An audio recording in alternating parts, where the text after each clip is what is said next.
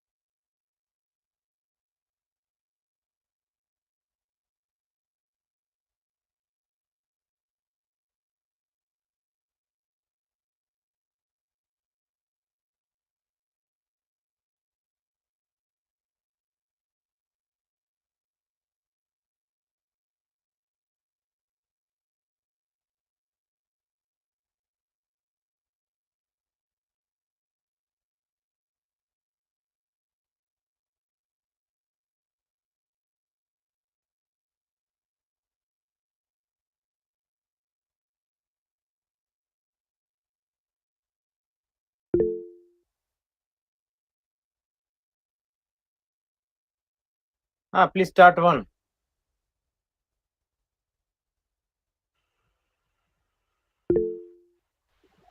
Okay, sir. Okay.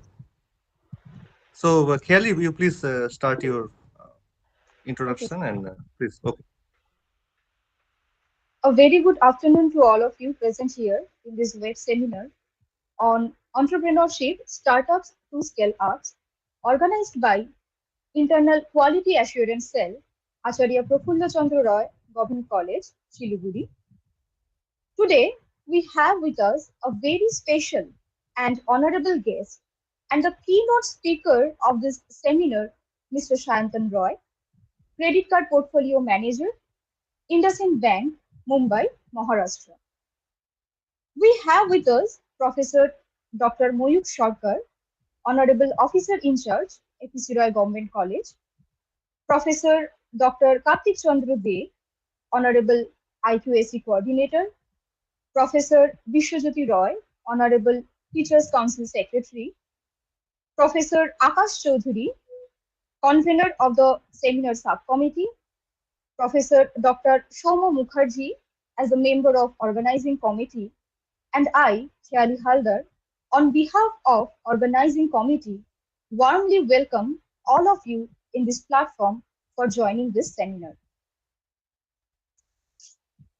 Entrepreneurship is the most desirable, fashionable, and popular career in today's time, with a focus on studying new ideas, new venture creation, and profit driven models.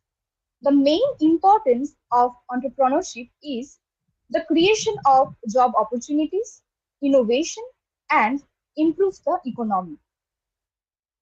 We are lucky to have with us our eminent speaker, Mr. Sayantan Roy, who is going to talk to us and guide us about the entrepreneurship skills. Now, before we move to the main segment of today's event, I would like to request our Honorable Officer in Charge, Professor Dr. Moyuk Sarkar, to deliver his welcome address. Sir, over to you. Thank you, Professor Haldar. A very good afternoon to all of you. I take this opportunity to welcome Mr. Sayantan Roy, Credit Card Portfolio Manager, INDUSIND Bank, Maharashtra. All my head of the department, my faculty members, my students, my IQAC coordinator, to this web seminar on entrepreneurship startup to scales up. As you all know that the higher education is the most important component of any country across the world, as it play the vital role in the economy as well as the social development. However, the higher education remains fruitless for the individual who attain it as well as the country unless it has its specific output. Thus, it is a need of the hour that the higher educational institutions of our state should be linked with the industry for the better result, for the better industry academic corporation is the most important part nowadays. In order to boost up this economy, there should be a trained workforce and continuous strategic methods, which is only possible with the mutual conjunction of industry and the academic, resulting into the amicable human resource. Industries continuously striving for the human resources for the proper knowledge in the field, and this can be evolved when the more and more undergraduate students are involved with industries, reducing this gap. Thus, in order to properly implement the theoretical knowledge gained while seeking higher education into practice, a proper training is required. So, on this occasion, this web seminar should be a fruitful one, and I think our speaker is a very eminent person, and definitely he will discuss about this startup and how to scale up. And I welcome you all to this web seminar, and also my coordinating team who is doing this job well in advance. And thank you, my Professor Khyali Haldar, to this organizing this program and the IQAC coordinator. And with these few words, I conclude over here, and I welcome Mr. Roy to deliver his speech. Thank you. Thank you so much, Professor Dr. Moyuk Sarkar, Honorable Officer in Charge, for the welcome address. Now, I would like to request our Honorable IQAC Coordinator, Professor Dr. Kartik Chandra De, to say a few words. Over to you, sir. Good afternoon, Honorable Officer in Charge, TCS, all head of the departments and faculty members and students, and resource person Mr. Sayantan Roy. We are in the seminar, and in this context, I would like to say that nowadays to get job is getting the job opportunity is getting narrow day by day, and in this scenario, students of higher educations are trained, and they must not seek for job, always seek for job. They will start their new business, and which is and to start new business they must find out the scope where they can start a new business and how they develop the business. This kind of thing is very much essential to make them aware at the early stage of their active life. So this kind of seminar is very important nowadays. And Mr. Sayantan Roy, who is credit card portfolio manager in INDUSIND Bank, Mumbai, is eminent speaker on this topic. So I think we are all waiting for listening from him. So I would like to conclude here. Thank you. Thank you, Professor Dr. Kartik Chandra Dey, Honorable IQAC Coordinator, for your valuable words. Moving to the next. It is my privilege to introduce in very short to our Honorable Resource Person, Mr. Sayantan Roy. Mr. Roy holds a BTech degree in Electrical Engineering from RCC IIT, West Bengal University of Technology, and an MBA degree from IIM Ahmedabad. He started his career as a consulting engineer with WAPCOS, a central government PSU, where he was responsible for project management consultancy of hydropower projects in India and Liberia. After completing his MBA, Mr. Roy joined Eren Ekneti, an Indo-French company operating in Paris and Delhi, as Vice President of Business Development. Currently, Mr. Roy is working at IndusInd Bank as a credit card portfolio manager, responsible for managing overall portfolio growth and maintaining the profitability of the credit card business. Mr. Roy's career journey demonstrates his diverse experience in both engineering and finance sectors. His latest role as credit card portfolio manager at IndusInd Bank adds to his versatile profile, where he manages the overall portfolio growth and profitability of the credit card business. I request Mr. Sayantan Roy to deliver his speech and enlighten us. Over to you, Mr. Roy. Yeah, thank you so much. Okay, sorry, I was connecting to different devices. That is why the interference was coming. So, anyways, thank you so much for inviting me on this platform, and it's really a great honor for me to come in this platform and interact with so many people here, where I'll be sharing my journey so far and my experiences. And a special thank you to all the students who have joined, and because I completely understand the kind of motivation and enthusiasm it takes to log in to such calls in Saturday afternoon. And I was in the same shoes a couple of years back, so I'm really appreciate their presence. So I think Kelly has very elaborately explained my journey so far, but still I will take a couple of minutes here to just to explain what I did and how I did. So this will be important from two perspectives. Number one, I feel that most of the students who are currently present here, so they are basically looking for their career opportunities and exploring various options available.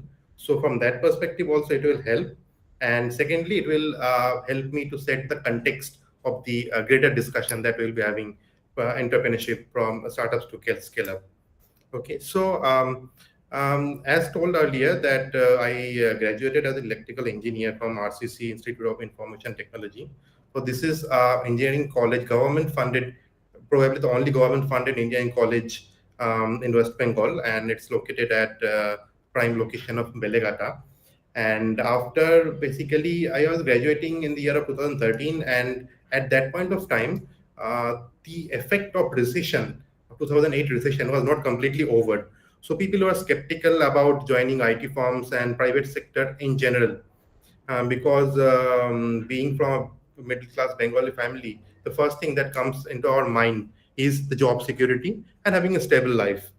So I was not an exception to those thought process. So I went to Delhi and I decided that let's skip the placement process for now, and let's go to Delhi. And I took some coaching for about 6 to 7 months, and I was preparing for GATE exam. So I think বেশিরভাগ লোকই এখানে জানেন হয়তো GATE exam কি হয়. This is basically for engineers who are trying to do masters or join some PSUs, because since 2010 all the PSUs closed their exams and they were taking people who are GATE qualified based on the merit order. So okhane basically I prepared for a couple of months and then joined Wapcos Limited. So Wapcos Limited is basically a central government PSU, and it comes under Ministry of Water Resource. তো হয়তো অনেকই জানেন না এই কোম্পানিটার ব্যাপারে, কারণ এটা direct কোনো কাস্টমার ডিলিংস নেই। Mainly it operates in B2B segment. B2B segment means business to business. তো এদের কাস্টমারটাও বিজনেস এবং ক্লায়েন্টও বিজনেস সেই হিসেবে B2B. তো basically it was into infrastructure consulting domain, and ওখানে ইনিশিয়ালি জয়েন করার পর it was interesting because I being an electrical engineer and I was doing hydropower consulting, so it was kind of what I learned in my college was some kind of application, and this is probably the sweetest proposition that any student can have. But ওখানে কি হলো কি 2-3 বছর মানে 2-2.5 বছর চাকরি করার পরে এটা আমি ফিল করলাম যে হয়তো আমি যে ধরনের এক্সপোজার চাইছি বা যেরকম ভাবে গ্রো করতে চাইছি সেইটা হয়তো ওখানে পাচ্ছি না। এখন আমরা সবাই কোনো না কোনোভাবে সরকারি সেটআপের সঙ্গে যুক্ত, এবং আমরা জানি কি মানে whenever you try to innovate something or try to do something differently, তো সিস্টেম হ্যাজ আ রেজিস্ট্যান্স। তো আমি মোটামুটি ঠিক করলাম কি এবার এখান থেকে মেবি বেরোতে হবে, কিন্তু হঠাৎ করে সরকারি চাকরি ছেড়ে দিয়ে প্রাইভেট সেক্টরে চলে যাব এটা একটা মুশকিলের ব্যাপার। কিন্তু কারণ প্রাইভেট সেক্টরে একটা নর্মাল পারসেপশনই আছে কি সরকারি চাকরি করতো ওখানে আসবে কাজ করবে কি, মানে we can refute it but it is A fact. তো বেসিক্যালি ওখান থেকে তারপর ঠিক করলাম ঠিক আছে সরকারির মধ্যেই অন্য একটা কিছু দেখা যাক আরো বেটার কিছু। তো অবভিয়াস চয়েস ইজ বেসিক্যালি দিল্লিতে আমি বসে আছি সরকারি চাকরি করছি, তো basically UPSC is the obvious choice. The UPSC I tried for 2 years. Once I could clear the prelims, but ultimately I could not convert. Then 2 বছর পর ভাবলাম না ছাড়ো এখান থেকে, মানে 2 বছর যখন আমি আমার 100% দিয়ে এটা হচ্ছে না তো হচ্ছে না, ঠিক আছে let's accept it. So you have to fail, but the only thing is that you have to fail first. You have to fail regardless of your career, your personal sphere, anything. You have to fail, but it is the spirit that you should have in your mind, and this spirit will also translate into entrepreneurship discussion that we will be having a couple of minutes from now. So then UPSC পরে আমি ভাবলাম যে এখন কি করা যায়। তো মানে এই পয়েন্ট অবধি কি MBA এক্সাম আর specially colleges like IIM Ahmedabad, Calcutta, Bangalore এই ধরনগুলো চান্স পাওয়া মানে এগুলো আমার চিন্তার বাইরেই ছিল। কারণ নর্মাল একটা পারসেপশনই থাকে যে ওইখানে তো নর্মালি যারা NIT IIT থেকে পাস করেছে তারাই হয়, বা দিল্লি স্কুল অফ ইকোনমিক্স বা এলিট ইনস্টিটিউট যেগুলো সেই ধরনের লোকেরাই থাকে। কিন্তু সেই মুহূর্তে আমার কাছে কি ছিল এটা কি যে আমি অলরেডি 4 বছর হয়ে গেছে এখানে, and it was around 2018. তো আমাকে ডিসাইড করতে হবে কি whether I want to stay here or I have to মানে it is the last chance কি মানে ডু অর ডাই করো, এখান থেকে করে বেরোতে পারলে বেরো, নাহলে অ্যাকসেপ্ট দ্য রিয়ালিটি কি you belong to this place. So it was like all out effort, and I could convert it, and I could still feel the way I felt when I saw the result, and I was very happy. And তারপরে ভাবলাম কি এবার তো মানে MBA কলেজে চলে এসেছি, ভালো কলেজে চলে এসেছি, one of the best in the country, তো now life will be stable and sorted. But ওখানে গিয়ে দেখলাম এটা একটা অদ্ভুত জায়গা। এর আগে অব্দি আমার যত রকম ইন্টারাকশন হয়েছে সবার সাথে, সবাই ইঞ্জিনিয়ার ছিল, কারণ আমার ইঞ্জিনিয়ারিং কলেজ, আমার ফার্মটাও ইঞ্জিনিয়ারিং ফার্ম ছিল, আর ক্লায়েন্ট তারাও ইঞ্জিনিয়ারিং ফার্ম, তো সবকিছু ইঞ্জিনিয়ার রিলেটেড। বাট ওখানে গিয়ে দেখলাম কি মানে লোকে কেউ জার্নালিজম ব্যাকগ্রাউন্ড থেকে এসছে, কেউ ইকোনমিক্স ব্যাকগ্রাউন্ড থেকে এসছে, কেউ সোশিওলজি ব্যাকগ্রাউন্ড থেকে এসছে, এরকমও লোক আছে যারা সরকারি চাকরি দিতে পারেনি কারণ কি তাদের 10th-এর মার্ক 10-12-এর মার্ক ওয়াজ বিলো 70%। তো এরকম লোকও আছে, দে অলসো কুড কনভার্ট। তো আমার প্রথম থট প্রসেস বিল্ড আপ করার জন্য যে হরাইজনটাকে ওপেন আপ করতে হয়, আমার প্রথম সেটা শুরু হয় বেসিক্যালি আইএম আহমেদাবাদে গিয়ে। তো সেখানে কিছুদিন করলাম, মানে পড়াশোনা করলাম। এবার তারপরে ভাবলাম, যখন প্লেসমেন্টের সিজন এলো তখন দেখলাম যে আরেক সমস্যা কি, যারা আমার সাথে পড়ছে তাদের ব্যাকগ্রাউন্ড যে এক্সপিরিয়েন্স আছে, মানে 1 বছর 2 বছর 3 বছর 4 বছর 5 বছর বিভিন্ন বিভিন্ন এক্সপিরিয়েন্স থাকে, তাদের এক্সপিরিয়েন্স গুলো পোস্ট এমবিএ যে ধরনের চাকরি পাওয়া যায় তা সেগুলোর সাথে রেলেভেন্ট। সুতরাং যখন প্লেসমেন্ট হচ্ছে তখন তারা মানে অনেক বেশি অ্যাগ্রেসিভ এবং অনেক ওদের সাকসেস রেটটা অনেকটাই বেশি। আমাদের ব্যাচ সাইজ ছিল 140-এর মতন সেই সময়। তো তারপরে কি হলো কি, মানে আমি ভাবছি যে আমার যে প্রিভিয়াস এক্সপিরিয়েন্সটা ওটা অলমোস্ট ইরেলেভেন্ট হয়ে গেছে। কারণটা কি, এক তো আমি সরকারি ব্যাকগ্রাউন্ড থেকে আসছি, তো প্রাইভেট সেক্টর এমনি একটা নেগেটিভ কনোটেশন আছে। সেকেন্ড, আমার সেক্টর যেটা ছিল হাইড্রো পাওয়ার সেক্টর, এটা ওয়াজ আ সানসেট সেক্টর। অনেক বছর ধরে স্পেশালি উত্তরাখণ্ডের ক্লাউড বাস্টের পরে ওই সেক্টরে কোনো মুভমেন্ট ছিল না। তো আমাকে মানে I was like, even if I am having a better degree, তো I have to sell myself as a fresher, so ekdom zero experience. So I can say that ki before although I got multiple job offers from IIM also, but I had almost 12 rejections before I got my first offer. So again, the point being ki if you are failing, then fail fast, don't stop. You have to be successful only once, be it in your career, be it in your entrepreneurship. And entrepreneurship is the failure of different types, are onek beshi, and much more things are at stake. It is not about just your job, it's your money, it's your reputation, it's everything you have. So then ahmedabad পর আমি join করলাম এরেন এগনিতি, and ওটা ছিল একটা French company. তো এখানে basically আমি প্রথম যে আমার স্টার্টআপের এক্সপোজারটা এখানে পাই। তো বেসিক্যালি এরেন কোম্পানিটা একটা multinational company based out of Paris, but ওদের ইন্ডিয়াতে কোনো প্রেজেন্স ছিল না। তো they are trying to establish something based out of Delhi here. তো they are hiring people from top B schools and engineering colleges ওখানে, তাকি বিজনেসটাকে সেট আপ করা যায়। তো ওখানে it was MNC, but during the period I was there, it was almost like a startup that you have to build from scratch, just like কি ঘর কোথায় নিতে হবে, ফর এক্সাম্পল অফিস বিল্ডিংটা কোথায় হবে, কোন কি রেন্ট হবে, কোন কাস্টমার সেগমেন্টকে আমি টার্গেট করব, তো এভরিথিং। তো most of the things I will be talking about in coming 30 minutes maybe. তো এটার যে এক্সপোজারটা আমি পেয়েছি মোস্টলি কিছুটা আহমেদাবাদ থেকে, বাট বেশিরভাগটাই যে 1 বছর আমি এখানে ছিলাম যে এরেন কোম্পানিতে অ্যাজ এ স্টার্টআপ, এখান থেকে। তো তারপরে basically I move to Mumbai for my personal reason, কারণ কি আমি দিল্লি আর ব্যাঙ্গালোর এই দুটো প্লেসে বেসিক্যালি সুইচ ওভার করছিলাম যখন আমি এগনিতে ছিলাম। তো এখানে আমি এখন ক্রেডিট কার্ড পোর্টফোলিও ম্যানেজার হিসেবে কাজ করছি। তো এখানে ইন্টারেস্টিং পয়েন্ট কি আমি স্টার্ট করেছিলাম কেরিয়ার অ্যাজ অ্যান ইঞ্জিনিয়ার। আমার ব্যাচেলার ডিগ্রি ইঞ্জিনিয়ারিং এ, তো আমি ইঞ্জিনিয়ারিং করছিলাম, ইলেকট্রিক্যাল ইঞ্জিনিয়ারিং করছিলাম, নট কি আমি ইলেকট্রিক্যাল ইঞ্জিনিয়ারিং করে আমি আইটি ফার্মে চাকরি করছিলাম। তারপরে আমি গেলাম এরেন এগনিতে, যেটা একটা স্টার্টআপ, যেটা সলিউশনটা not properly engineering, finance plus engineering, তো টেকনো ফাইন্যান্সিয়াল সলিউশন ছিল ওটাতে, ওর ভেতরে আমি যাচ্ছি না। আর এখন যে আমি কাজটা করছি সেই কাজটার সাথে ইঞ্জিনিয়ার না তো ইঞ্জিনিয়ারিং কোনো যোগাযোগ আছে, না তো ফাইন্যান্সে কোনো যোগাযোগ আছে। So the basic point I am trying to drive here, ki whatever may be your background, at whatever positions you are and whatever degree, whatever you have, you can you should not think yourself as someone ki this is not for me.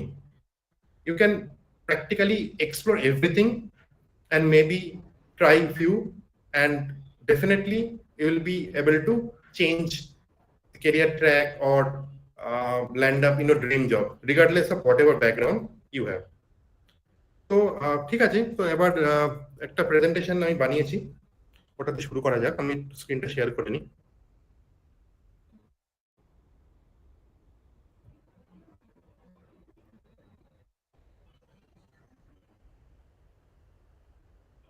এক minute.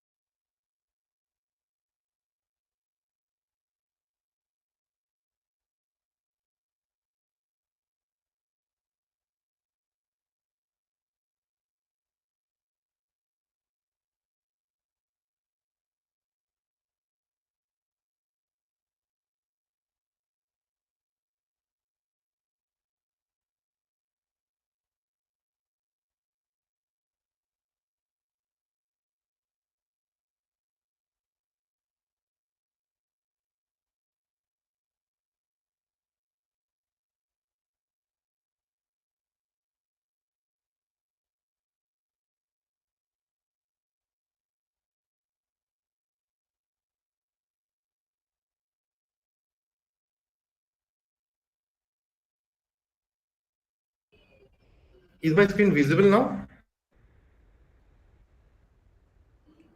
Yes, sir. Yes, sir. Okay.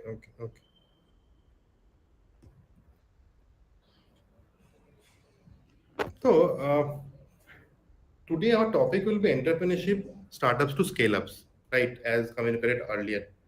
So before we start directly into the topics and the technicalities, so let me just put something very clearly ki entrepreneurship is not only for the students who are trying to build something maybe on their own or maybe by forming a group, but entrepreneurship is also important for working professionals. যারা কাজ করছেন private সংস্থাতে হোক বা সরকারি সংস্থাতে হোক, তারাও অনেক সময় তাদের ফ্রি টাইমেই হতে পারে তারা এই জিনিসটা নিয়ে ভাবতে পারেন।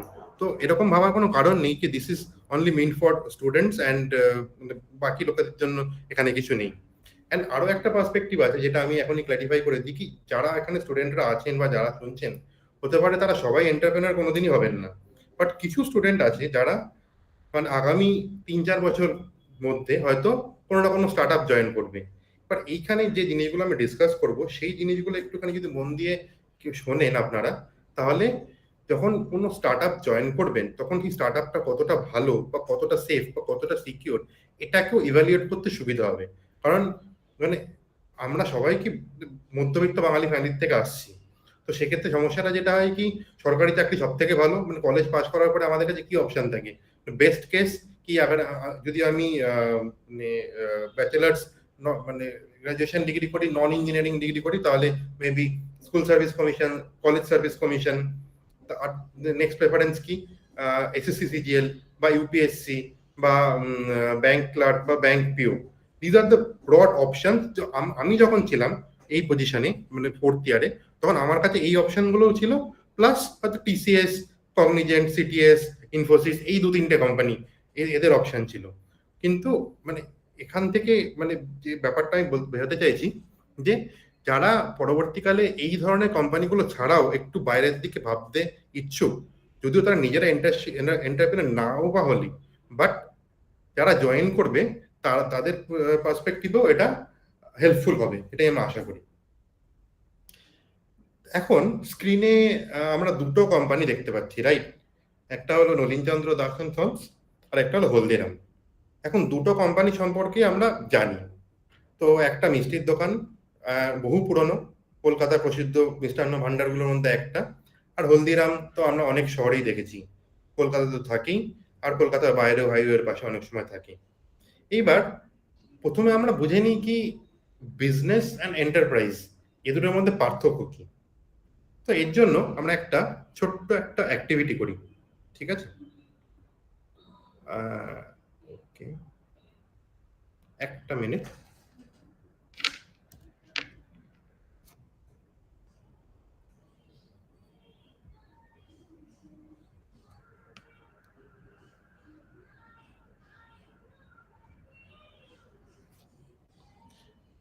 স্ক্রিনটা দেখা যাচ্ছে? হ্যাঁ, দেখা যাচ্ছে। Yes, sir. Clear, clear. একটা কিউআর কোড আছে আর একটা ওয়েবসাইটও দেওয়া আছে www.menti.com। তো জাস্ট মোবাইল ফোন থেকে কিউআর কোডটা একটুখানি যদি স্ক্যান করো তাহলে একটা নতুন জায়গায় পৌঁছবে। আর যদি মোবাইল না থাকে তাহলে ব্রাউজারে অন্য একটা ট্যাবে www.menti.com লিখে নিচে যে পাসকোডটা দেওয়া আছে ওটাকে একবার এন্টার করতে হবে। এন্টার করার পরে ওখানে না একটা লাইক বাটন আসবে। তো লাইক বাটনটা প্রেস করলে আমার এখানে পিং আসবে। তো যদি ওখানে লাইক করো তাহলে আমি বুঝবো যে মানে কতজন ওই পেজটাতে পৌঁছেছে। তো আমি এখানে 10-15 সেকেন্ড দাঁড়াচ্ছি, সবাই একটুখানি একটা ব্রাউজার একটু খুলে নিন ওটাকে। আপাতত আমি একটাই লাইক পেয়েছি, তো আমি আশা করছি যে হয়তো 4-5 জন হয়তো পৌঁছেছেন অলরেডি। কারো কোনো অসুবিধা হলে একটু বলতে পারেন, এখানে যদি ওই সাইটটাতে বুঝতে কিছু অসুবিধা হয় আমি এক্সপ্লেন করব।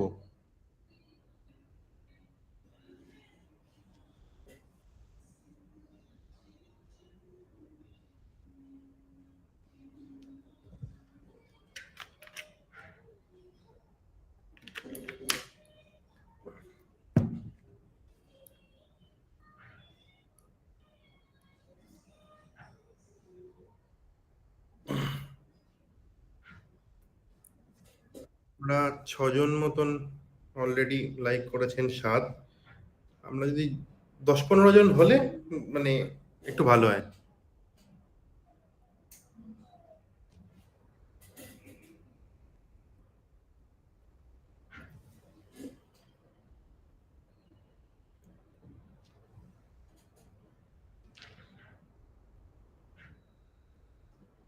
ঠিক আছে, তো প্রথম প্রশ্নটা হলো কি বিজনেস ওয়ার্ডটা শোনার পরে প্রথম 3টে কিওয়ার্ড আপনাদের মাথায় আসে সেটা ওখানে টাইপ করুন। 3টে অপশন থাকবে ওখানে, আপনারা যেমন যেমন টাইপ করবেন এই স্ক্রিনে সেরকম সেরকম আসতে থাকবে।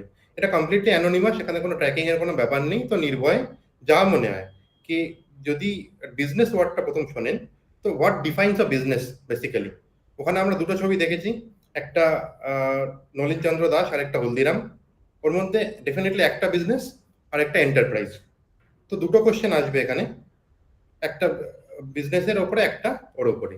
এখানে আমরা দেখতে পাচ্ছি যে কিভাবে জিনিসগুলো পপুলেট হচ্ছে। 4টে রেসপন্স আপাতত এসছে, 2 জন রেসপন্ড করেছেন, আরো কিছু আমরা ওয়েট করি। যতগুলো রেসপন্স পাওয়া যাবে ততটা আমাদের বুঝতে সুবিধা হবে যে আমাদের এক্সিস্টিং পারসেপশনটা কি, সেই হিসেবে আমরা ডিসকাশনটাকে আগে নিয়ে যাব। আর যদি কোনো পয়েন্ট অফ টাইমে কারোর মনে হয় যে কোনো একটা কনসেপ্ট কিছু বুঝতে পারছি না তাহলে ডেফিনেটলি মানে আমাকে জানিও ব্যাপারটা।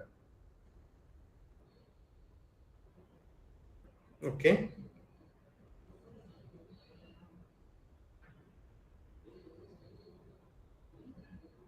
রেসপন্স আসছে। এখনো অবধি সব থেকে বেশি লোক যেটা টাইপ করেছেন সেটা হলো মানি। এই যে লেখাগুলো রয়েছে তার যত সাইজ বড় হবে তার মানে হলো তত লোক ওই ওয়ার্ডটাকে চুজ করেছেন। Money challenge, selling goods, leadership, profits, own the shop, what next, what next. আর একটা দুটো, একজন দুজন।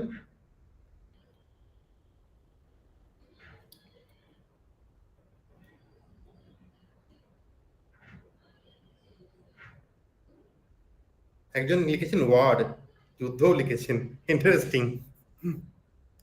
ওকে ওকে ওকে, নাইস। তো মানি, চ্যালেঞ্জ, প্রফিট, টাইম, এই চারটে আমি দেখতে পাচ্ছি এখান থেকে। Creativity, nice.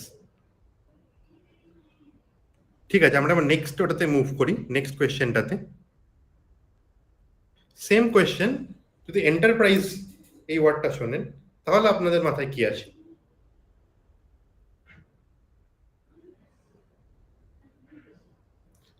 সেমও আসতে পারে, মানে নট নেসেসারি কি ডিফারেন্ট ওয়ার্ড দিতে হবে, যেটা মনে আসে, যেটা মনে হয়, যেটা এক্সিস্টিং, মানে what defines enterprise. If you have to, if someone ask what is enterprise, take 3 names, take 3 words.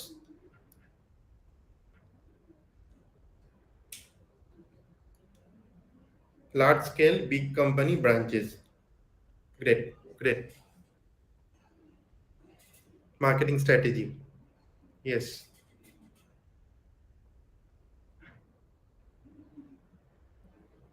Company, place of business. Okay. আরো কিছু, আর 3-4টে? এক্সকিউজ মি, চ্যাট বক্সেও কেউ কিছু লিখছেন, একটু দেখবে সায়ন্তন। হ্যাঁ, ওটা হয়তো এখানে অনেকে লিখতে পারছেন না, চ্যাট খেয়ালি একটু নোট ডাউন করো। অ্যাকচুয়ালি চ্যাট বক্স, হ্যাঁ, তাহলে স্ক্রিনটা চলে যাবে। ঠিক আছে, আমি একবার চ্যাট বক্সটা দেখে নিচ্ছি। না ঠিক আছে, আমাদের হোস্ট দেখে নিচ্ছে। Another meeting people. Okay. Innovation, doctor Kaushik গান লিখেছেন। Okay.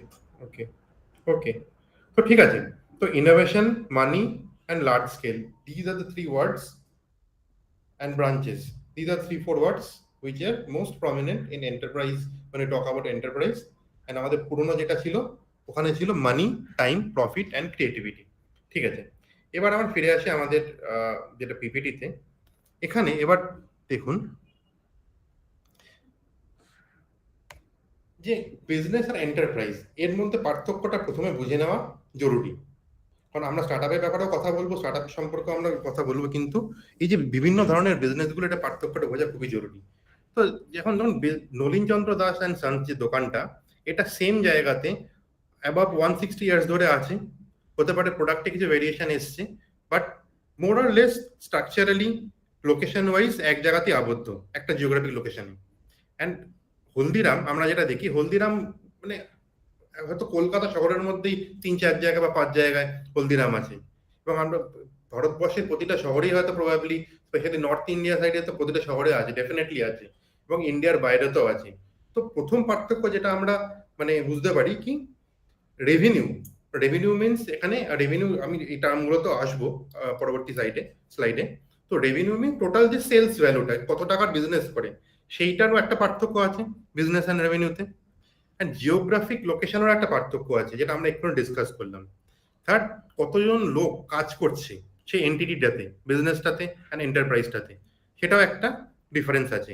নলিন চন্দ্রা ডেফিনেটলি হয়তো 20-30 জন কাজ করেন, অ্যান্ড এন্টারপ্রাইজ হলদিরামে তো মানে maybe few thousand or maybe more, I don't know, but at least few thousand তো হবেই। অ্যান্ড প্রাইমারি যেটা পার্থক্য এই দুটো মানে বিজনেস আর এন্টারপ্রাইজের মধ্যে, সেটা হলো গিয়ে একজন commerce focused. And what do you mean by commerce focus now? What is commerce?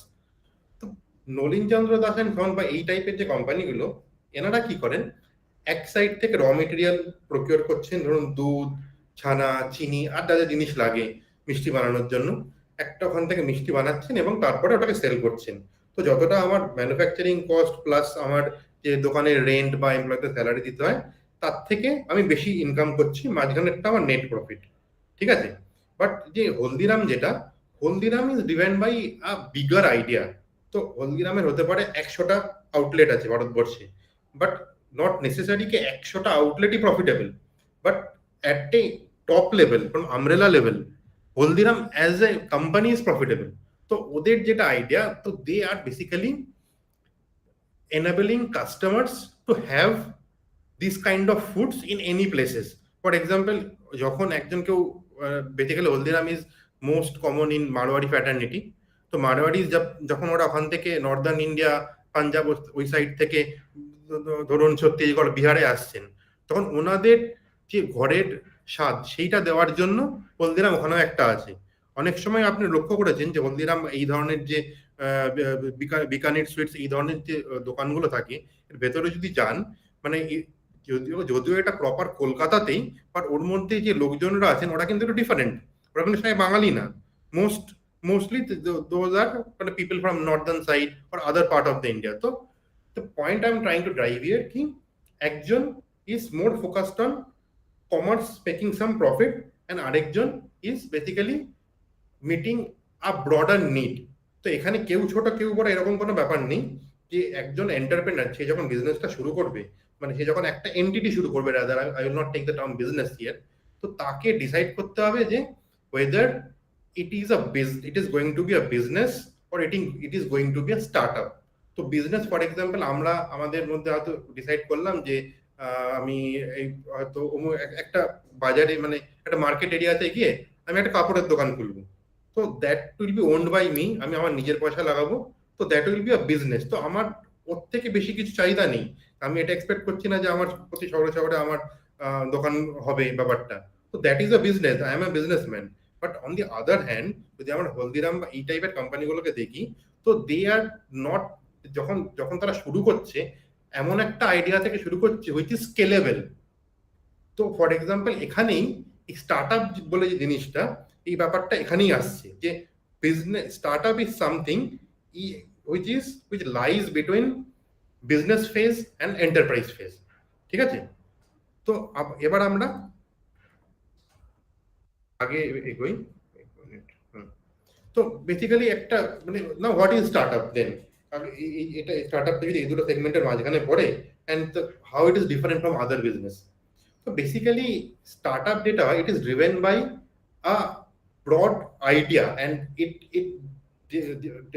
definitely tries to cater to a market segment and some unmet need. তো মানে সাধারণ ভাষায় বলতে গেলে কি, আমরা যখন একটা স্টার্টআপ আইডিয়া যখন আমরা ভাবি, তখন আমরা এরকম ভাবি না যে আমার এই জিনিসটা বেচবো, আমরা ভাবি প্রথম আমরা শুরু থট প্রসেসটা শুরু হয় বেসিক্যালি কি এই যে মার্কেট সেগমেন্টটা আমি টার্গেট করছি এইখানে কোন জিনিসটার অভাব আছে বেসিক্যালি, সেই হিসেবে আমি আমার বিজনেসটাকে ডিজাইন করব।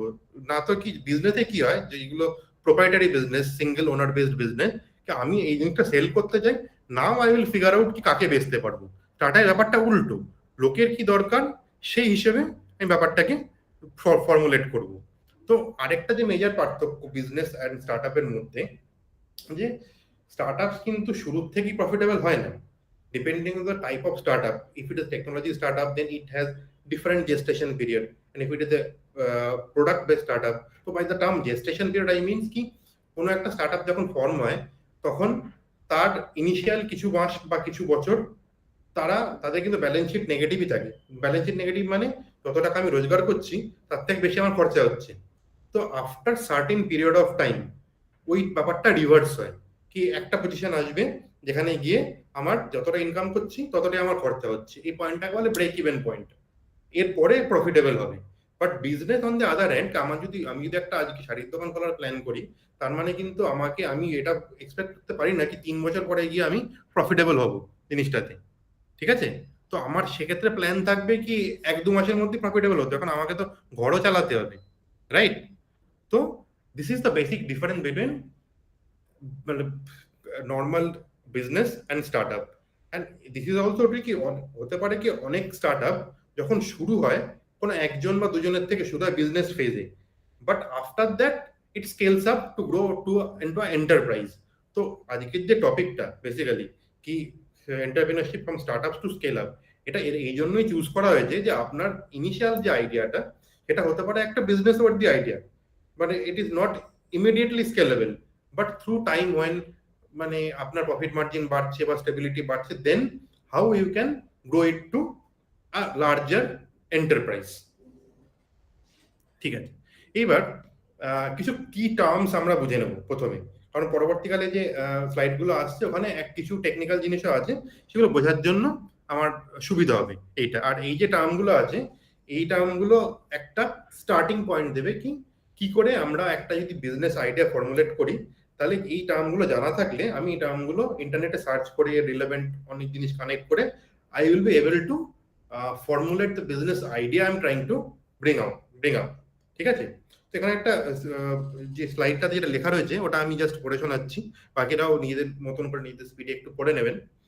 তো ধরুন একটা কোম্পানি আছে এবিপি প্রাইভেট লিমিটেড, ঠিক আছে, এটা কলকাতা বেসড একটা কোম্পানি, এটা বাচ্চাদের জন্য খেলনা বেচে।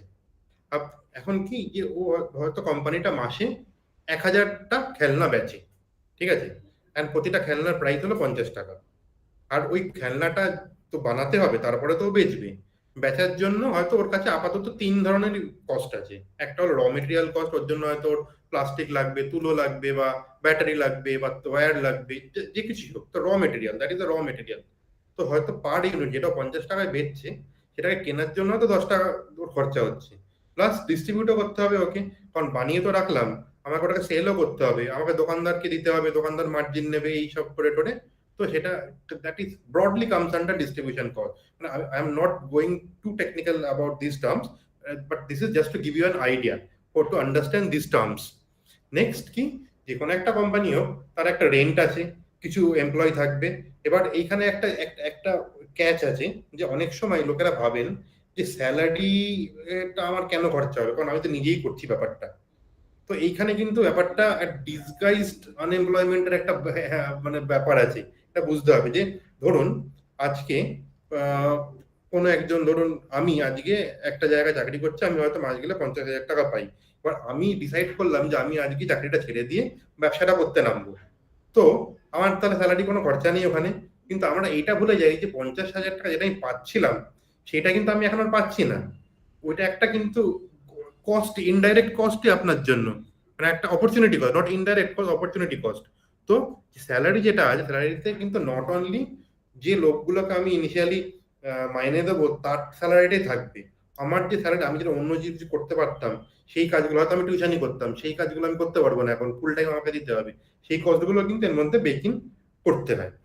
এবার আমরা বুঝে নেবো এই যে ইন্ডিভিজুয়াল টার্মগুলো আছে, রেভিনিউ, কস্ট অফ প্রোডাকশন বা variable cost, fixed overhead, net profit valuation, এই 4-5টা টার্ম আমরা একটু বুঝে নিলে আমরা একটা ভালো পজিশনে পৌঁছে যাব। এখানে একটা এক্সাম্পল আছে, এই টেবিলটা রয়েছে, টেবিলটাতে প্রথম লাইনটা কি, রেভিনিউ। রেভিনিউ মানে কি, যতগুলো আমি এক্সপ্লেন করলাম, number of products I am having into selling price. আমার কাছে 1000টা প্রোডাক্ট ছিল, ইন্টু 50টা করে 50,000 আমার টোটাল রেভিনিউ হয়। রেভিনিউটা আরেকটা টার্ম টপ লাইন। অনেক সময় হয়তো আমরা যখন খবর দেখি, ওখানে বিশেষ করে ইংরেজি খবরের চ্যানেলে, তো ওখানে টপ লাইন, বটম লাইন, এই জিনিসগুলো খুব ইউজ হয়। তো অনেক সময় বুঝতে পারি না কি বলছে, টপ লাইন না কিসের টপ লাইন।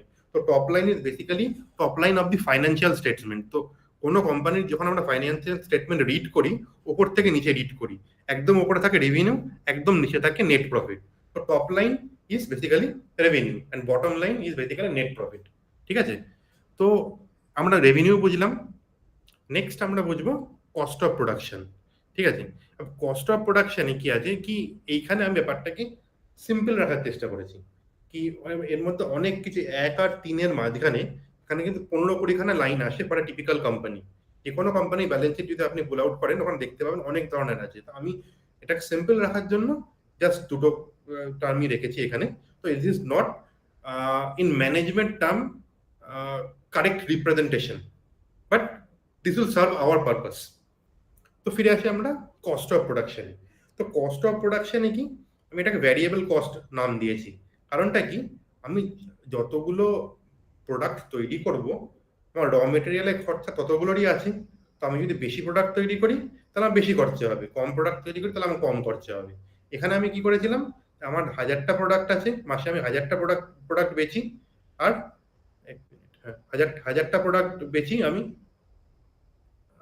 হ্যাঁ, আর প্রতিটা র মেটেরিয়াল কস্ট ছিল 10, তাহলে আমার 10,000 টাকা খরচা হলো variable cost. It can go up or go down. Now fixed ওভারহেডও আছে, এর মধ্যে স্যালারি আছে, রেন্ট আছে, আরো অনেক কিছু থাকতে পারে। এগুলো কি আপনার regardless of the volume of product or service you are selling month on month, আপনার ফিক্সড খরচা আছে, কারণ মাইনে আপনাকে দিতেই হবে, রেন্ট আপনাকে দিতেই হবে। তো এখানে অ্যানাদার 10,000। তো আমরা পৌঁছালাম নেট প্রফিটে 30,000, কারণ 50,000 মাইনাস 10 মাইনাস 10, তো 30। তো এই অবধি বোঝা গেল এই যে revenue, cost of production, fixed overhead, net profit, এই টার্মগুলো কি বোঝা গেল? যদি না বোঝা যায় আমি এখানে 5 সেকেন্ড দাঁড়াচ্ছি, যদি কারোর কোনো অসুবিধা থাকে তো একটু কাইন্ডলি বলুন, মানে অসুবিধা হতেই পারে জিনিসগুলো। তো একটু বলুন যদি কেউ আমাকে রিপিট করতে হয়। না ঠিক আছে, ওকে। ওকে।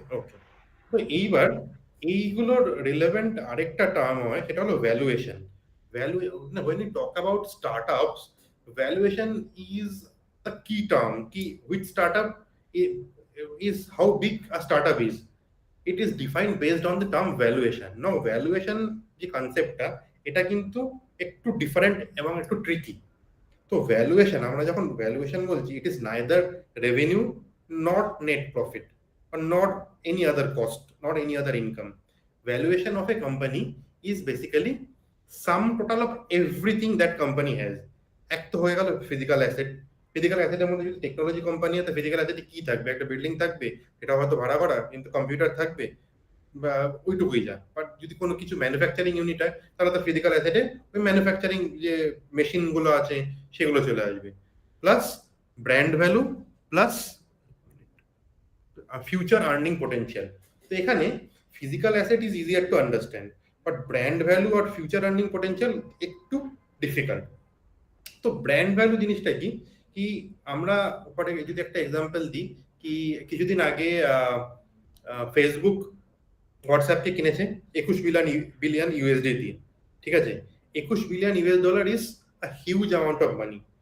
And at that point of time হোয়াটসঅ্যাপের কিন্তু নেট প্রফিট ছিল না, it was net negative, net লসে রান করছিল।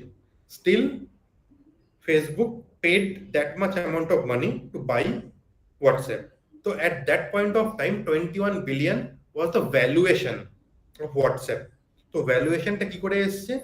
মেনলি ফিউচার আর্নিং পোটেনশিয়াল থেকে। কারণ WhatsApp is a very strong medium to reach out to the customers.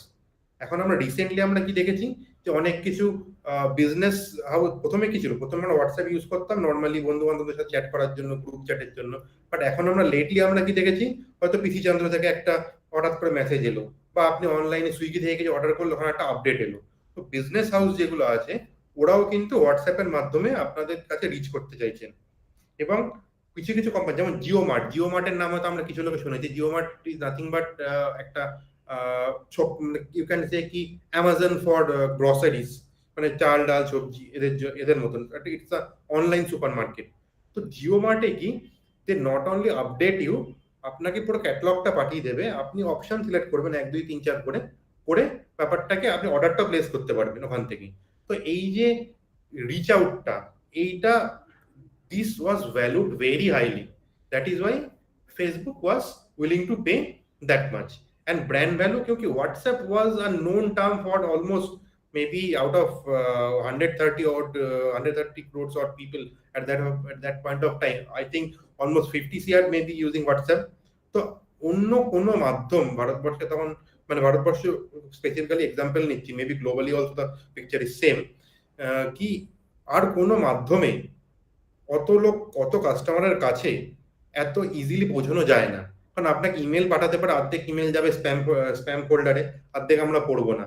SMS এখন লোকে পড়া ছেড়েই দিয়েছে। তো বাকি রইল কি? বাকি রইল হোয়াটসঅ্যাপ। তো that is why its valuation was much higher than what it was earning at that point of time.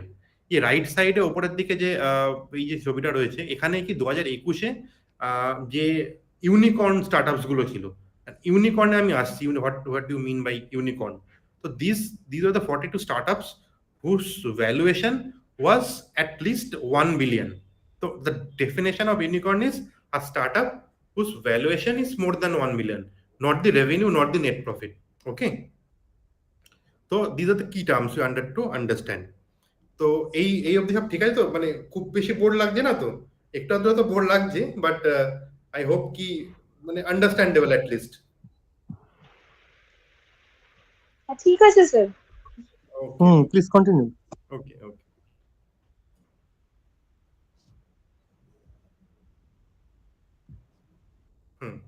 So now we will discuss step-by-step process for setting up a business and scaling up. তো এখানে আমরা দেখতে পাচ্ছেন কি total 6টা segment রয়েছে: identifying opportunity, business planning, financing your business, marketing and sales, managing the business and scaling the business. We'll define and describe each of the segments, so don't get scared কি মানে what are these terms এরকম করে কিছু নেই।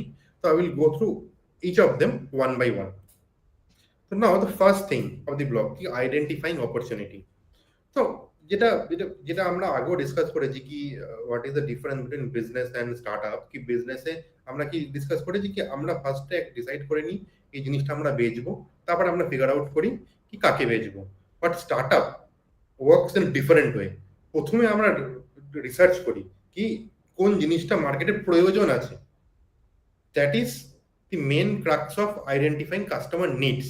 কোনো একটা মার্কেটে কোনো একটা এখানে মার্কেট সেগমেন্ট যেটা মানে let me define the market first. মার্কেটের আমাদের যে নর্মাল কনোটেশনটা কি, তো কোনো একটা বাজার টাইপের জিনিস যেখানে গিয়ে যে লোকে জিনিস কেনা বেচা করে। But in startup or business parlance the definition of market is slightly different. So market can be any geographic location.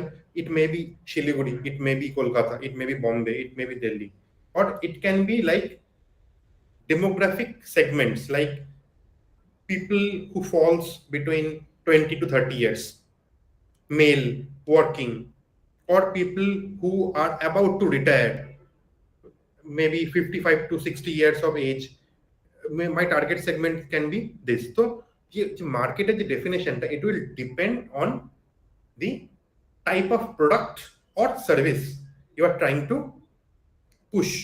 ঠিক আছে? তো ফার্স্টে কি করতে আমাদের আইডেন্টিফাইং কাস্টমার নিডস। তো এটা ব্যাপারটাকে একটা এক্সাম্পল দিয়ে আমরা বুঝি।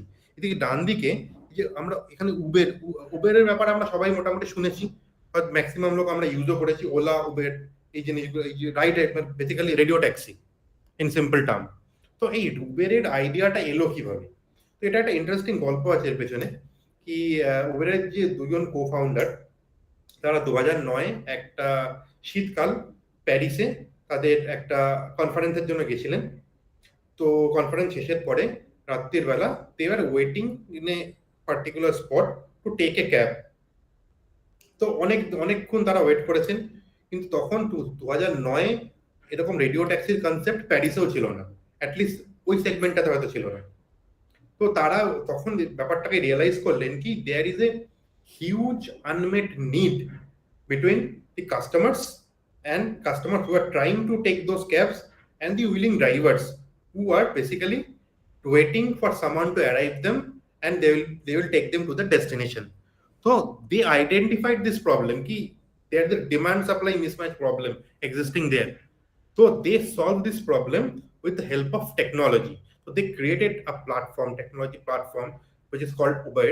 So initially it was just connecting at a standard rate, but going forward, they also optimize their platform. For example, different locations have different demand. For example, if it is office, if it is sector 5 maybe in Kolkata, so sector 5 হয়, ওখানে কি হবে কি সকালবেলা যখন মানে office time হবে তখন টুয়ার্ডস সেক্টর 5 ডিমান্ড বেশি হবে, আর যখন বিকেলবেলা 5টা থেকে 7টা তখন সেক্টর 5 থেকে আউটওয়ার্ডস ডিমান্ড বেশি হবে। তখন ওরা ওদের প্ল্যাটফর্মটাকে এমনভাবে অপটিমাইজ করেছে যাতে এই বিকেল 5টা থেকে 7টার মধ্যে বেশিরভাগ ক্যাব ওইখানে পৌঁছায়, তাকি ডিমান্ড সাপ্লাই ম্যাচ হয়, plus the customers who are willing to pay a little bit of extra in terms of surge pricing.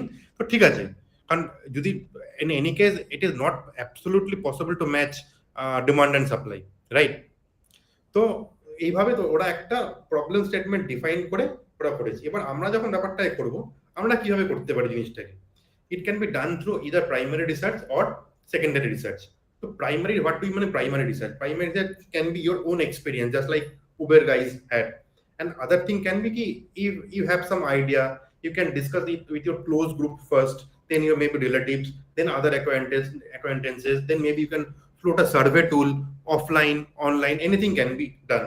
So this way you gather a response, so it will give you an idea, I think, product you are trying to build, product or service you are trying to build, whether there is a need for that or whether the customers are willing to pay for that, basically.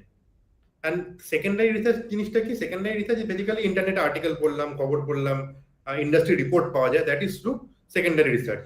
So whatever business idea I have to see ki whether there is a need for that kind of service or product in the target segment I'm looking at. It can be geographically nearer to my place, it can be geographically far away from my place. Next step is ki analyze the competition.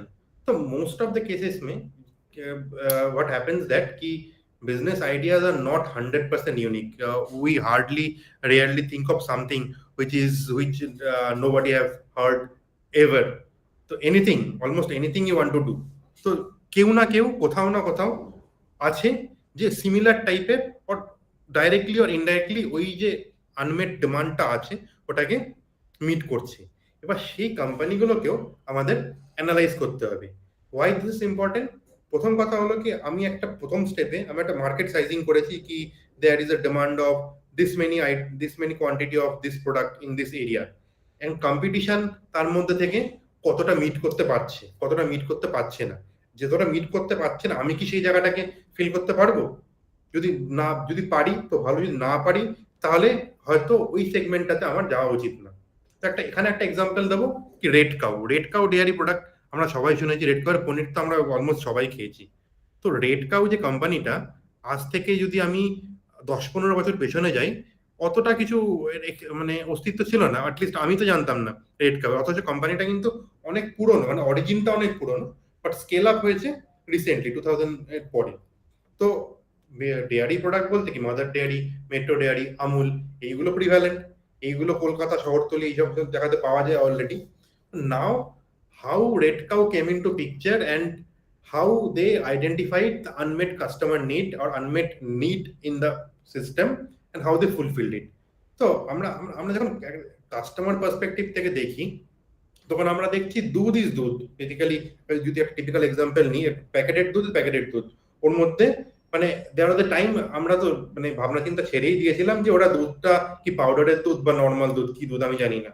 But red cow so an opportunity কি আমি যদি খাঁটি গরুর দুধ মানে consistently কোয়ালিটিতে আমি deliver করতে পারি, then there is a market. This is the one gap they identified. Second gap কি এই যে মেট্রো ডেয়ারি, মাদার ডেয়ারি এই ধরনের যে কোম্পানিগুলো ছিল না, এরা কিন্তু এদের ইনহাউস প্রোডাকশন হতো দুধগুলোর। তো ওরা ওই যে ওখান থেকে তৈরি করে প্যাকেট করে প্রসেস করে বিক্রি করতো। কিন্তু মানে পশ্চিমবঙ্গে যে হাজার হাজার গোয়ালা যারা রয়েছেন তাদের যে দুধগুলো সেইগুলো সেল করার জন্য কিন্তু মার্কেট অপরচুনিটি ছিল না।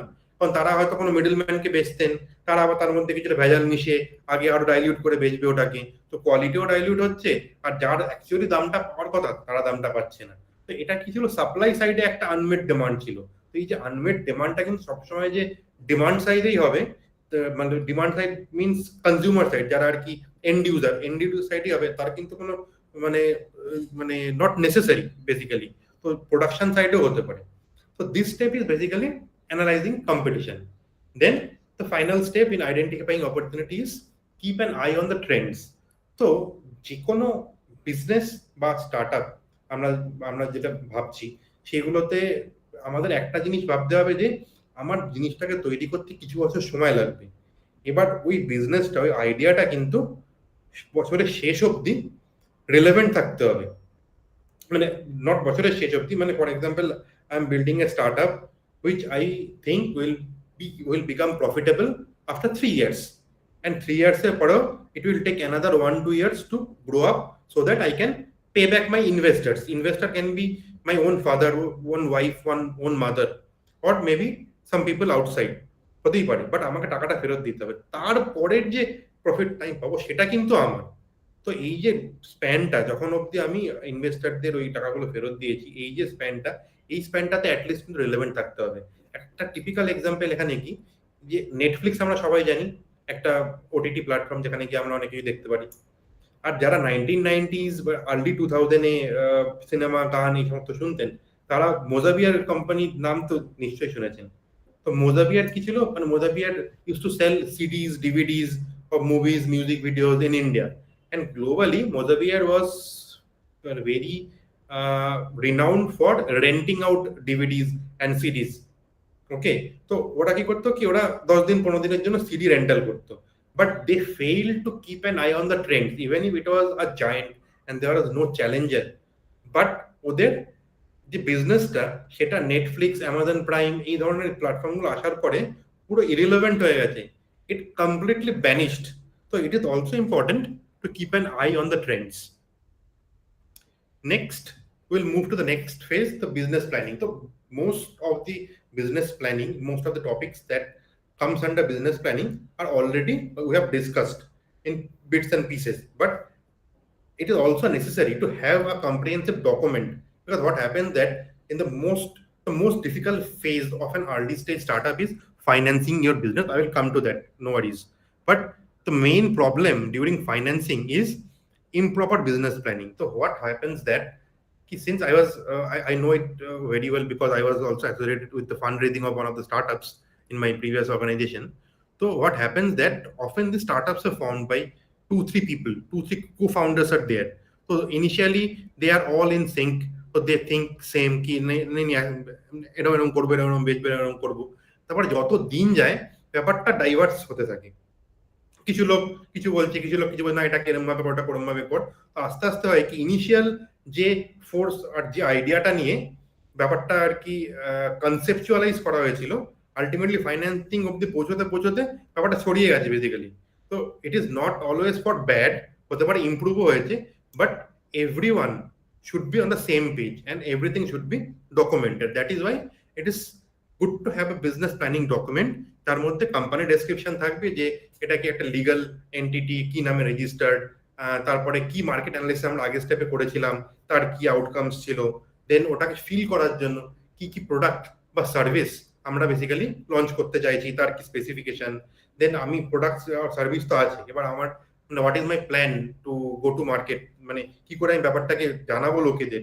ইনিশিয়াল কিছু লোককে সার্ভে করেছিলাম, বাট এখন আলটিমেটলি যখন আমাকে ব্যাপারটা বেচতে হবে, কেনা বন্ধু বান্ধব আত্মীয় মধ্যে বেচলে তো হবে না, আমাকে আননোন লোকের মধ্যেও যেতে হবে, ওটা কিভাবে করব। দেন ফাইন্যান্সিয়াল প্রজেকশন, কি আমার ইনিশিয়ালি এতটা টাকা আমার দরকার, সেই টাকাটা আমি এতদিনে ফেরত দেবো, মাঝখানে এই প্রোডাক্টগুলো থেকে এই টাকাটা আসবে, এখান থেকে এইটা আসবে, এরকম করে একটা ফাইন্যান্সিয়াল প্রজেকশন আমরা পরেও আরেকবার ডিসকাস করবো, এখানে বেশি যাচ্ছি না ওর মধ্যে। আর ফাইনালি কি ম্যানেজমেন্ট আর অর্গানাইজেশন, কি কতজন ম্যানেজমেন্ট টিমে আছে, কারা ডিসিশন মেকারস, ঠিক আছে। এইখানে বিজনেস প্ল্যানিং এ আরেকটা কি কনসেপ্ট আমাদের বোঝার দরকার। when we talk about business is a separate legal entity, ঠিক আছে, irrespective of how many co-founders are there, business is separate entity. For example, we have heard about very large company, I'm not taking names here, but we know some brands which failed miserably, which had airlines, which had drinks also, we were selling drinks also, but they could not pay back their loan in the simplest term. But you can help their founder or the chief executive responsible, but legally you cannot ask him to pay back the entire loan he took in the name of business, because business is separate legal entity. এই ব্যাপারটা আমাদেরকে বুঝে রাখতে হবে কি the loan or any investment being made towards a business entity is not the personal wealth of the co-founder. এটা একটা জিনিস যেটা আমাদের মাথায় রাখতে হবে। Next, moving on to the most critical aspect of maybe any business or startup or entrepreneurship, whatever you say. So how to basically fund your business. So there are 5 ways of funding a business. So first I will talk about bank loans, then the others. There is a reason why I'm picking up the bank loan first. So for early stage startups, getting a bank loan is almost impossible, because again the loan will be given to that entity, not you. Even if you are the co-founder, the only person working, still the loan is extended to the entity, and there is no collateral that you can give it to bank, so that in case your business don't pay off, they can sell it.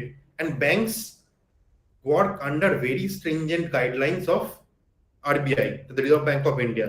They can take certain risks, they cannot take certain risks. They have to maintain various ratios, so they cannot take this kind of exposure. So once your startup is up and running for at least couple of years and there is good growth, then maybe in the next round of funding or second or third round of funding, banks can come in.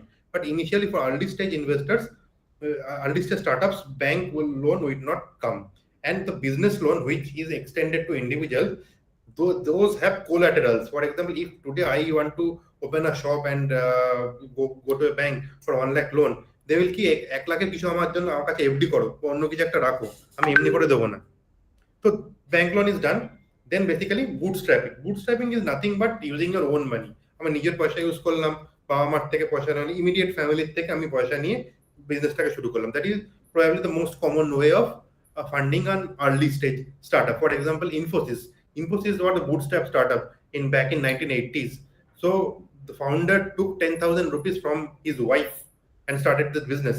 You can find it in internet. Next is crowdfunding. So crowdfunding is the new concept in India. So what happens in crowdfunding, instead of going to your parents and your close relatives, so what you can do, there are various platforms, online platforms. I am not able to recall the names.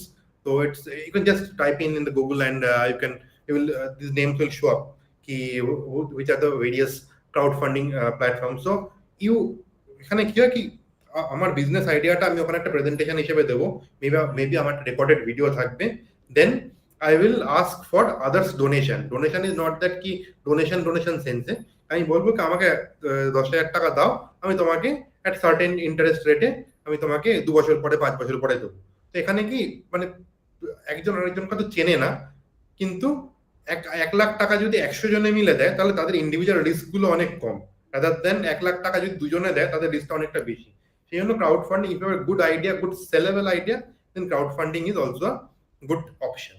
Next, coming to venture capital. Venture capital is the most one of the, after bootstrapping, venture capital is one of the most used process of fundraising. তো এখানে কি হয় কি, আপনার bootstrap করে একটা startup শুরু হয়েছে, বাট বুটস্ট্র্যাপিং করে আপনি বেশি দিন চালাতে পারবেন না। 6 মাস, 1 বছর, 1.5 বছর আপনার নিজের যে টাকা, সেটা মানে প্রেশার আসবেই ওটাতে। আর বাবা বা মা যাদের থেকে টাকাটা নিচ্ছেন তারাও ভাববেন যে আর কি টাকাটা ওয়েস্ট হচ্ছে কি হচ্ছে না। তো ভেঞ্চার ক্যাপিটাল কি এখন আপনার বিজনেসটা মানে আপনি মোটামুটি দাঁড় করিয়েছেন, মোটামুটি চলছে, প্রফিটেবল হয়তো না, কিন্তু অ্যাটলিস্ট আগের থেকে বেটার হয়েছে। তো ভেঞ্চার ক্যাপিটাল কি, এটা বেসিক্যালি এভাবে দেখা যেতে পারে, in simple term, it is a mutual fund for very rich people. তো একটা ভেঞ্চার ক্যাপিটাল ফার্মে হতে পারে 10 জন লোক কাজ করে, 10ই জন আছে, তারা কি করে, instead of taking money from you and me, যারা 50,000 টাকা 5,000 টাকার এসআইপি করছে বা ইনভেস্টমেন্ট করছে, তারা করবে কি অনেক হাই নেটওয়ার্থ ইন্ডিভিজুয়ালের কাছে যাবে। For example Ratan Tata, example Gautam Adani, maybe Dhirubhai Ambanis, এদের কাছে যাবে। তো এদের যে পার্সোনাল ওয়েলথ আছে ওটাকে ওরা ম্যানেজ করে। তো they give extend investment to your business, but they expect much more return. তো ব্যাংক যদি আমাকে 15% 20% দেয়, ভেঞ্চার ক্যাপিটাল যখন আমাকে টাকাটা দেবে, they will expect more than 30% 40% investment. তো venture capital, although it is a good way of sourcing money, but there are certain caveats. এক নম্বর কি, ওরা কিন্তু ভেঞ্চার ক্যাপিটাল থেকে যদি আমি পয়সা নিই, তাহলে they will track my day to day activity, কি আমার রোজ যে কাজগুলো করছি আমি, সেই কাজগুলো মানে weather it is in line with what we thought earlier or not, ঠিক আছে। তো আমি যেটা প্রমিস করেছিলাম সেই হিসেবে এগোচ্ছি কিনা, আমার বিজনেস প্ল্যানের সাথে অ্যালাইন আছে কি নেই, বা তুমি এতগুলো লোক কেন হায়ার করেছো, এত কেন স্যালারি দিচ্ছ, তো কন্ট্রোল থাকে। And plus they have an ownership in your company. তো যতটা ভ্যালুয়েশন, ফর এক্সাম্পল যদি আমার একটা কোম্পানির ভ্যালুয়েশন যদি 1 লাখ টাকা হয় ফর এক্সাম্পল, আর আমি যদি ভেঞ্চার ক্যাপিটাল থেকে 20,000 টাকা নিই, তাহলে কিন্তু 20% শেয়ার ভেঞ্চার ক্যাপিটালের কাছে আছে। এটা একটা মাথায় রাখার বিষয়।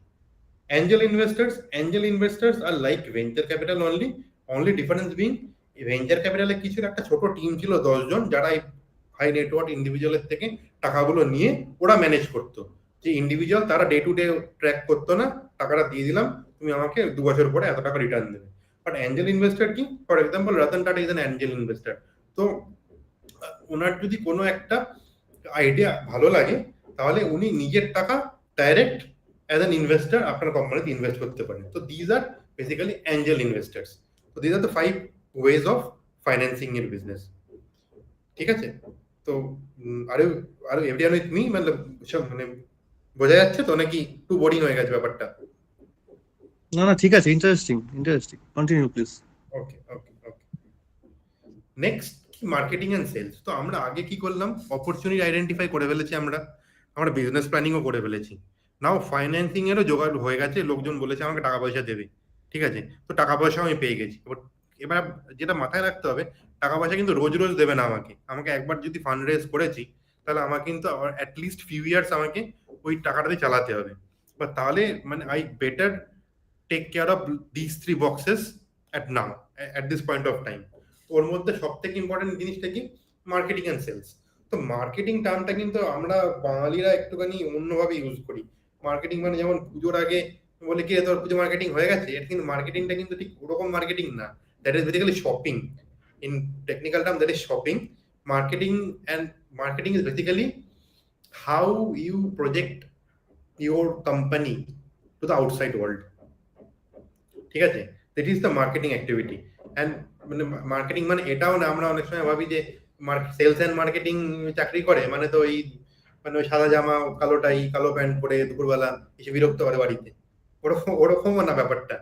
মানে those are field stuffs, those are part of broader marketing and sales segment, but marketing is much more than that. Even in business education, probably the most difficult thing to handle is marketing and sales. We'll understand why. First, we have to define our target market. So আমরা কিছুক্ষণ আগে আমরা discuss করেছি কি what do you mean by market can be geographical location, particular type of customers, it can be small other business also, ঠিক আছে। তো we have to first identify our target market, এটা আমরা আগে ডিসকাস করেছি, কারণ আমি আর বেশি ডিপে যাচ্ছি না। Next, develop a brand. তো branding is something, how do I say, for example if I for example একটা 4 জনের একটা মধ্যবিত্ত বাঙালি পরিবারে যদি সবাই ঠিকঠাক থাকে, কারণ আমরা এক্সপেক্ট করি কি একটা গাড়ি তো কেনা দরকার, ছোট 4 হুইলার তো আমাদের চাই। তো প্রথম জিনিস যেটা আমাদের মাথায় আসে সেটা কিন্তু মারুতি, রাইট? কারণ মারুতি আমরা জানি কি মারুতিতে মানে কম দাম থেকে বেশি দাম সব গাড়ি পাওয়া যায়।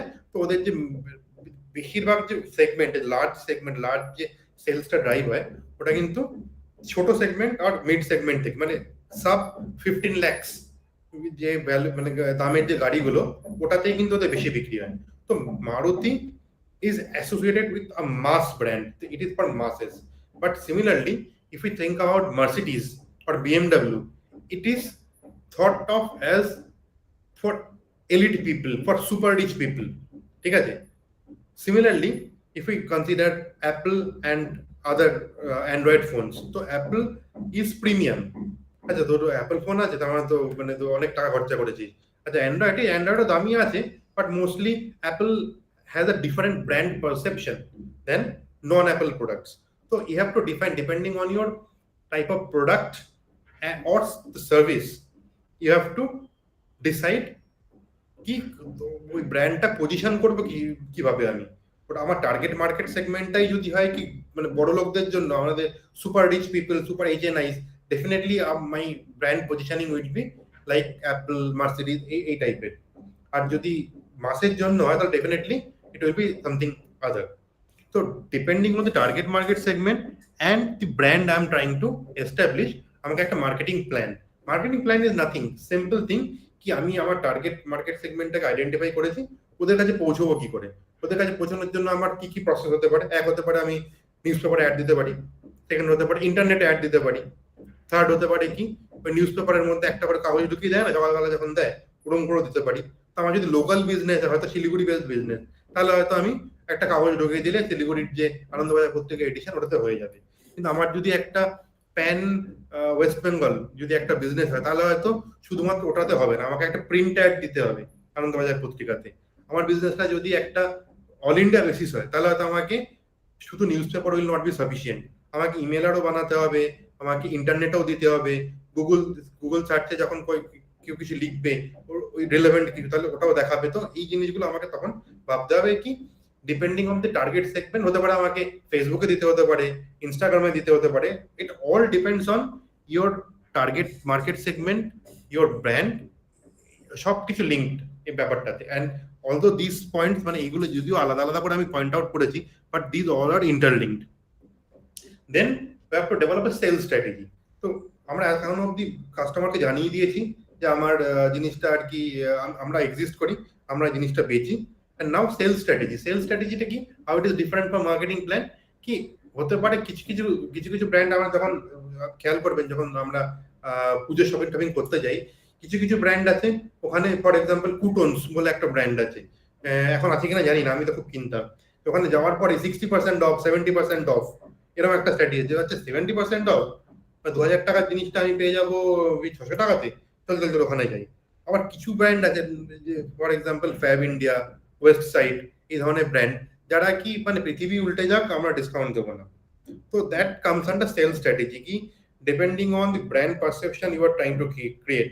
If you want to create a brand which sells on heavy discount, then go for it. ঠিক আছে, and depending on যদি অন্য কোনো প্ল্যান থাকে তাহলে অন্য জিনিসটা করতে হবে। দেন মেজারিং your রেজাল্ট, তো এই জিনিসগুলো আমরা ডেভেলপ করেছি। দেন কন্টিনিউয়াসলি আমাদের মেজারও করতে হবে যে কতজন লোক আমাদের অ্যাডটা পড়ছে। তো ডিজিটাল যে অ্যাডভার্টাইজমেন্ট প্ল্যাটফর্ম গুলো হয়, ওটাতে it is easier two track. For example ফেসবুকে যদি আমরা অ্যাড দিই কোনো কিছু, তো ওইখানে ফেসবুক থেকে উই গেট ডেটা কি আমাদের ওই অ্যাডটা কত লোকে দেখেছে, কত লোকে ক্লিক করেছে, কত ইউনিক লোকে ক্লিক করেছে, কত লোক মানে বারবার ঘুরে এসে ডিফারেন্ট টাইমে ক্লিক করেছে, সপ্তাহের কোন সময়টা কোন দিনে ওই অ্যাডটাকে দেখেছে, তাদের মধ্যে কতগুলো লোক অ্যাকচুয়ালি প্রোডাক্টটা আমার ওয়েবসাইটে এসে ল্যান্ড করেছে। তো এই জিনিসগুলো ওখানে আসে। তো we have to form something, some মানে স্কেলিং মেথড, যেখান থেকে এই জিনিসগুলো যদি অনলাইন হয় তাহলে ভেরি ইজি, অফলাইন হয় depending on the channel, you have to figure out how effective your marketing and sales channel is. তো তোমাকে মেজার করে যেতেই হবে। Then coming to managing the business, তো এই অবধি আমরা অলমোস্ট চলে এসেছি। এখানে কি মার্কেটিং সেলস অবধি আমরা ফিগার আউট করে ফেলেছি, সেলসও হচ্ছে, আমার রেভিনিউ আসছে, সবকিছু ঠিকঠাক চলছে। সবকিছু ঠিকঠাকটা চলছে আজকে, কিন্তু কালকে নাও চলতে পারে। তার জন্য আমার কি জিনিস দেখতে হবে? ফার্স্ট হলো inventory management. Inventory management is basically যে কোনো জিনিসই যদি প্রোডাক্ট বেসড হয়, তাহলে আমাকে র মেটেরিয়াল কিছু কিনে রাখতে হয়, সেটা থেকে একটা টাইম লাগে জিনিসটাকে বানাতে, এবং বানানোর পরে জিনিসটাকে বেচতে একটা টাইম লাগে, বেচার পরে টাকাটা রিকভার করতে একটা টাইম লাগে। এই যে টোটাল যে চেনটা, এই চেনটাকে ম্যানেজ করা খুব জরুরি। কেন কি, যদি আমি আননেসেসারি আমার ইনভেন্টরিটাকে ফুল করে রাখি, তাহলে কি হবে, যদি আমার কাছে পেরিশেবল আইটেম, ফর এক্সাম্পল দুধ, সবজি, মিট, এই ধরনের জিনিস যদি হয়, তাহলে আমার জিনিসগুলো খারাপ হবে। সেকেন্ড, যদি অন্য কোনো যেগুলো নন পেরিশেবল অবজেক্ট যেগুলো আছে, সেগুলো যদি আমি রেখে দিই ওখানে, তাতে হবে কি, আমার যে টাকাটা তো আমাকে দিতে হয়েছে, আমি যখন ওগুলো যারা প্রডিউস করে তাদের থেকে যখন আমি নিয়েছি, আমার টাকাটা তো ব্লক হয়ে আছে। তো এটাকে এফিসিয়েন্টলি ম্যানেজ করতে হবে কি এইভাবে। This is called basically inventory management. তো cash flow is different from generating profit. So what problem is কি হতে পারে, আপনি আপনার কাছে টোটাল বিজনেসটাকে রান করার জন্য যতটা টাকা দরকার ততটা টাকাই আছে, ইনভেস্টেডও আছে, বাট সামহাউ টাকাগুলো এমন ভাবে ফেসে আছে যে কিছু টাকা আমার কালেকশন করতে হবে, কাস্টমাররা দেয়নি এখনো, বা দোকানদার যারা বেচে মালগুলো তারা দেয়নি। কিছু টাকা হয়তো যারা আর কি যাদের থেকে মাল নিয়েছিলাম তারা হয়তো এক্সট্রা টাকা নিয়ে রেখে দিয়েছে, আমি মালটাকে ফেরত দিয়েছি, টাকাটা ফেরত দেয়নি। তো বিভিন্ন জায়গাতে এমন ভাবে টাকাগুলো ফেসে আছে। তো হতে পারে এমন একটা সময় এলো যেখানে আমার বেসিক্যালি স্যালারি দেওয়ার পয়সা নেই, অথচ আমি গরিব না, কিন্তু আমি কিন্তু ব্যাংকরাপ্ট না, আমার কাছে টাকাগুলো বিভিন্ন জায়গায় ভেসে আছে, কিন্তু এফিসিয়েন্টলি আমি ম্যানেজ করতে পারিনি। তো this comes under cash flow management. Next, developing contingency plan. তো কোভিড-19 সময় যখন 2020 আশেপাশে যখন কোভিড-19 হলো, আমার মনে আছে কি আমার চেনাশোনা প্রচুর লোক চাকরি হারিয়েছে, এবং মেজরিটি যারা ছিল তারা স্টার্ট আপে ছিল। আমি নিজেও ছিলাম, বাট আমি তখন ঢুকেছিলাম, আমাকে তখনই কি তারা that why I was lucky. But হয়েছিল কি প্রচুর startup did not have any plan B. যদি আগামী দিনে এরকম কোনো মহামারী লাগে বা কোনো যুদ্ধ হয়, বা যারা কি রিসোর্স তাদের শরীর খারাপ হয়ে গেল, বা তারা একসাথে ছেড়ে চলে গেল, contingency can be of any type. তো ওই সময়টাতে জিনিসগুলোকে আমি কি করে ম্যানেজ করব, তার একটা contingency plan depending on your business আমাদের রাখতে হবে। দেন রিভাইজিং দ্য ফাইন্যান্সিয়াল প্রজেকশন। তো আমাদের মনে আছে আমরা যখন বিজনেস প্ল্যানিং করছিলাম তখন একটা ফাইন্যান্সিয়াল প্রজেকশন করেছিলাম ফান্ড রেজিং এর আগে, তারপরে কিন্তু অনেক কিছু ঘটে গেছে।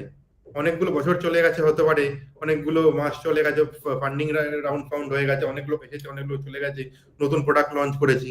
তো আমার যে ফাইন্যান্সিয়াল প্রজেকশন গুলো ছিল বিজনেস প্ল্যানিং স্টেজে, সেগুলো সব চেঞ্জ হয়ে গেছে। সেম জিনিসগুলো কিন্তু আমাকে এখানেও আরেকবার করতে হবে। তো this is basically how to run our business day to day, that is the managing of business. Now coming to the final step, that is the scaling the business. তো মানে হবেটা কি, মানে জেনারেলি হয়টা কি, কোনো একটা স্টার্ট আপ ফান্ডিং হয়েছে, ভালো করে রান করছে, but they are not able to become profitable. Profit হচ্ছে না, সেল হচ্ছে বাট খরচাও হচ্ছে। তো প্রফিটেবল হওয়ার জন্য ওর যেটা আউটপুট ভলিউমটা রিচ করা দরকার, ফর এক্সাম্পল এরকম হতে পারে কি, আমি যে প্রোডাক্টটা বানাই সেই প্রোডাক্টটা যদি আমি 50টা অব্দি 49 মানে 49টা অব্দি বানাই, তাহলে আমার ব্যাপারটা নেগেটিভই থাকে, মানে total fixed cost variable cost যদি আমি অ্যাডজাস্ট করি, মানে total income minus total cost যদি করি, যখন আমি 50টা জিনিস সেল করতে পারলাম, তখন ব্যাপারটা জিরো হয়ে গেল। 51 থেকে I will be net positive. বোঝাতে পারলাম ব্যাপারটা আমি, যে এই 50টা হলো একটা ব্রেক ইভেন পয়েন্ট। তো এই যে প্রোডাকশন ক্যাপাসিটিটা বা সেলিং ক্যাপাসিটিটা আমাকে 50 রিচ করতেই হবে। বোঝাতে পারলাম এই ব্রেক ইভেন পয়েন্টের কনসেপ্টটা? ওকে ওকে। তো এরপরে কি, এবার এই যে এই মানে এবার হয়টা কি, আমরা ওই 50টায় ক্রস করতে পারছি না, তার জন্য কি আমাকে বিজনেসটাকে স্কেল করতে হবে। আমার এক্সিস্টিং ক্যাপাসিটি ফুলে রান করছে, আমি 40টা দিকে আটকে গেছি, আর 50টা করার জন্য আমার কি করতে হবে? প্রথমে কি, হায়ারিং এমপ্লয়ি। তো হায়ারিং এমপ্লয়ি যে জিনিসটা, this is one of the most neglected part of any small business or early stage start up at least. কারণ হয়টা কি, কি বিফোর মানে যখন ফান্ডিং হয়, যখন ফান্ডিং রাউন্ড গুলো হয়, একসাথে অনেকটা টাকা চলে আসে, তখন ওরা হুড় করে অনেক হায়ার করে নেবে। তো উইদাউট কনসিডারিং কি, which are the skill set which are absolutely necessary, which are the skill set that can be managed from the existing people. So hiring becomes a very critical aspect of scaling your business. কেন কি, আবার হতে স্টার্টআপে হয়টা কি, যে একটা high quality man power, একটা ভালো college থেকে ভালো ব্যাকগ্রাউন্ডে একটা ভালো ছেলে নিয়ে নিল, তাকে বলা হয়েছিল যে আপনি ফর এক্সাম্পল আপনি কেমিস্ট, আপনি ওখানে যাবেন, গিয়ে আপনাকে একটা কোনো হয়তো মানে R&D ল্যাবে আপনাকে বসানো হবে, আমরা একটা প্রোডাক্ট তৈরি করছি, হয়তো একটা কোনো একটা বিশেষ রকমের একটা জেল তৈরি করছি, যেটার কোনো একটা অ্যাপ্লিকেশন আছে, তো আপনি ওইটা নিয়ে রিসার্চ করবেন। এবার হয়টা কি, স্টার্ট আপ তো এবার উনি জয়েন করার পরে বলা হলো কি, আপনি না এটার সাথে সাথে না তো একটু অ্যাকাউন্টিংটাও দেখে নিন, কারণ আপনার যে খরচাপাতিগুলো হচ্ছে সেগুলো আপনাকেই ম্যানেজ করতে হবে। এরপরে আপনি না এক কাজ করুন, আপনার টিম যদি অন্য কোনো লোক লাগে তাহলে সেগুলোকে আপনিই দেখে নিন। তো এরকম করে হয় ব্যাপারটা, মানে পরিধিটা এতটাই বড় হয়ে যায় কি, সেই যে এমপ্লয়িটা যে সাবজেক্ট ম্যাটার এক্সপার্ট হিসেবে গেছিল, তারপরে ইন্ডাস্ট্রি চলে গেল জিনিসটার উপরে, তো সে ছেড়ে চলে যায়। মানে সবসময় স্টার্ট আপে হয়টা কি, প্রচুর লোক জয়েন করছে, প্রচুর লোক বেরোচ্ছে, এরকম হয়ে যায় ব্যাপারটা। তো সেই জন্য হায়ারিং এমপ্লয়ি যে পার্টটা, that should be taken care of very efficiently. Next, create system and processes, this part. তো হয়টা কি, যে অনেক কিছু স্টার্ট আপে হয় কি, আমরা প্রথমবার করছি, ব্যবসাটাও প্রথমবার করছি, যারা কাজ করছে তারাও সেই কাজগুলো প্রথমবার করছে। কিন্তু অনেক সময় হয় কি, এক্সপিরিয়েন্সড লোক আমরা হায়ার করতে পারি না বা পারবো না, কারণ আমাদের অতটা সামর্থ্য নেই, অতটা খরচা আমি ওঠাতে পারবো না। আমরা করি কি, ফ্রেশার বা যারা আর কি তুলনামূলকভাবে যাদের এক্সপেকটেশনটা কম, স্যালারি এক্সপেকটেশনটা কম, যে কোনো কারণেই হোক, তো তাদেরকে আমরা নিয়ে নিই। এবার নিয়ে হয়টা কি, কি আমরা কোনো সেট প্রসেস, তারা নিজেরা এসে নিজেরা এক্সপ্লোর করে একে তাকে জিজ্ঞেস করে একটা কাজ করলো, করে একবার যদি হয়ে গেল, পরের বার থেকে সেম প্রসেসটা ফলো করা হবে। কিন্তু এই যে প্রসেসটা, কিভাবে জিনিসটাকে তৈরি করা হয়েছিল, কি কি প্রবলেম হয়েছিল, এই যে প্রসেস নোট যেটাকে, এই জিনিসটাকে ক্রিয়েট করা হয় না। তার ফলে যে সমস্যাটা যেটা হয় কি, once that employee who was basically doing that particular job leaves suddenly, তো নেক্সট যে লোকটা আসবে তার কাছে কোনো ক্লুই নেই বেসিক্যালি কি ব্যাপারটা কি করে আমি রান করব। Again he will go back to square one, again he will figure out how these things are done, he will start from scratch, again some time will be gone, and by the time he is able to do it, then he will also leave. So in order to save your business from this kind of attrition, you have to create some system and process, and system and process is also very important from quality perspective. একটা same প্রসেসে আমরা করি তাহলে same কোয়ালিটির জিনিস হবে, অন্য অন্য লোক অন্য অন্য অন্য জিনিস হবে। Then coming to building a strong culture, এখানে কালচার মানে আমরা যেটা বলি মানে ওয়ার্ক এনভায়রনমেন্ট বেসিক্যালি কি মানে টাকা পয়সা পাচ্ছি মানে আমি ঠিক খুশি না। তার কারণটা কি কি মানে টাকা দেয় কিন্তু কোনো মানে ফ্যামিলি লাইফ নেই, রাত বিরেতে ফোন করে, শনি রবি কোনো ছুটি নেই। তো দিস লোকজন কেমন একটা বেশ একটা খেজো টাইপের, মানে কেউ কিছু হেল্প করে না, জিজ্ঞেস করলে কেমন একটা রুডলি উত্তর দেয়, কেউ কিছু বলছে না, খালি বলছে জিনিসটা করে আনো, এরকম জিনিস আমরা অনেক সময় শুনি। This is basically culture of the business. তো এই যে আপনি হতে পারেন এন্টারপ্রেনার, আপনি যখন 10 জন লোককে এমপ্লয় করছেন, তারা তো আপনার এমপ্লয়ি, তাদের কাছে কিন্তু একটা অফিস। তো আপনার যে অ্যাটাচমেন্টটা আছে as a business for that company, ওদের কিন্তু সেই অ্যাটাচমেন্টটা হয়তো ইনিশিয়ালি তৈরি হয়নি। কেউ যদি 5-10 বছর চাকরি করে তখন তৈরি হবে, বাট ইনিশিয়ালি তাদের তৈরি হয়নি। তো তাদেরকে সেই ব্যাকআপটা দিতে হবে যে culturally they don't feel unhappy basically. So these three things we have figured out.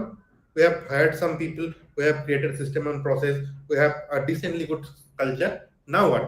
Now কি আমাকে হতে পারে কি এইসব করার পরেও যে মার্কেট সেগমেন্টটা হয়তো শিলিগুড়ি বেস, যেটা আমি এক্সাম্পল দিচ্ছিলাম, শিলিগুড়ি বেস যে কোম্পানিটা, সেই যে জিনিসটা আমি বেচছিলাম, সেই মার্কেটটা স্যাচুরেট হয়ে গেছে, আরো 10টা লোক এসে গেছে সেম জিনিস করে, বা যারা আর কি যে কিন্তু তারা এখন অন্য কিছু জিনিস কেনে, ওই জিনিসটার রিকোয়ারমেন্ট নেই, তখন আমাকে এক্সপ্যান্ড করতে হবে ওই শহরটার বাইরে।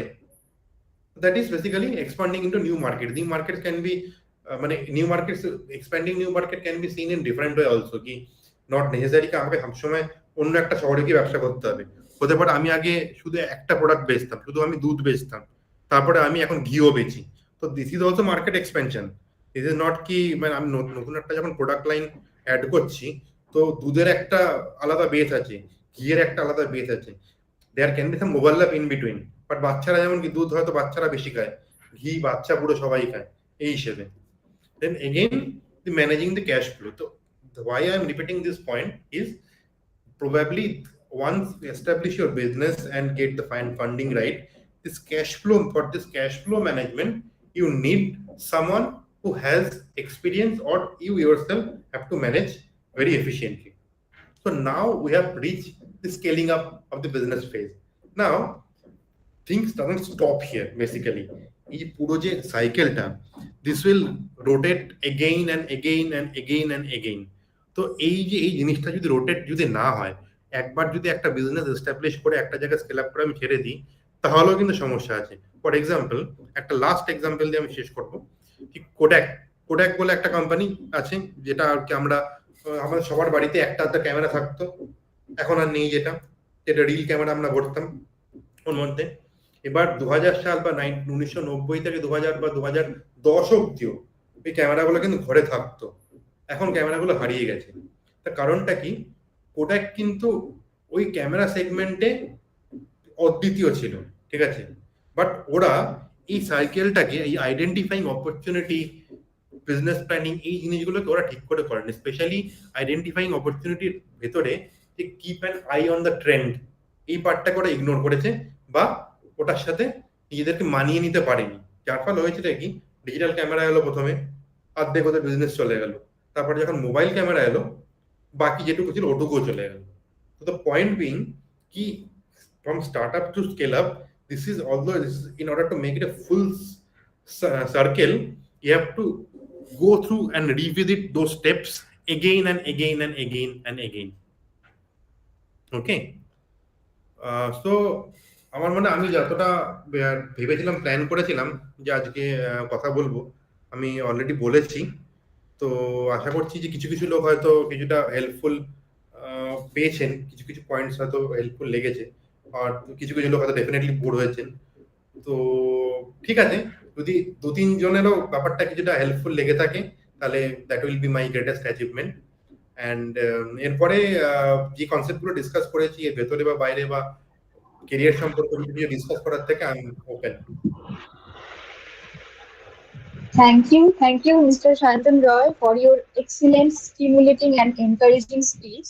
সত্যি মানে এত সুন্দর করে বিষয়গুলো আপনি বুঝিয়েছেন, মানে অনেক টার্মিনোলজি ছিল যেগুলোর সাথে আমরা রিসেন্ট ডেজে খুব পরিচিত, যেমন রেভিনিউ, ভ্যালুয়েশন, এই সমস্ত বিষয় নিয়ে। তো আপনি এত সুন্দর করে বুঝিয়েছেন, সত্যি সেটা স্টুডেন্ট ওরিয়েন্টেডও বটে। তো সত্যি খুব ভালো লাগলো স্যার, আপনার ভ্যালুয়েবল টাইম আমাকে দেওয়ার জন্য। Now, it's time for our question answer Thank session. you. তো কারোর যদি কিছু প্রশ্ন থাকে পার্টিসিপেন্টসদের, তো তোমরা স্যারকে জিজ্ঞেস করতে পারো। হ্যাঁ, আমি একটা প্রশ্ন করছি। শোনা যাচ্ছে? আমি অডিবল? আচ্ছা, আমি প্রশ্নটা হচ্ছে খুব বেসিক লেভেলে। ধরা যায় যে আমার যে স্টুডেন্টরা যারা কলেজে পড়ছে তারা অনেক অনেক রিমোট জায়গা থেকে আসে পড়তে, ঠিক আছে? কলকাতা বেস কলেজ তো নয়, এটা নর্থ বেঙ্গলে, সেখান থেকে হয়তো মাথাভাঙা থেকে আসছে, ইসলামপুর থেকে আসছে।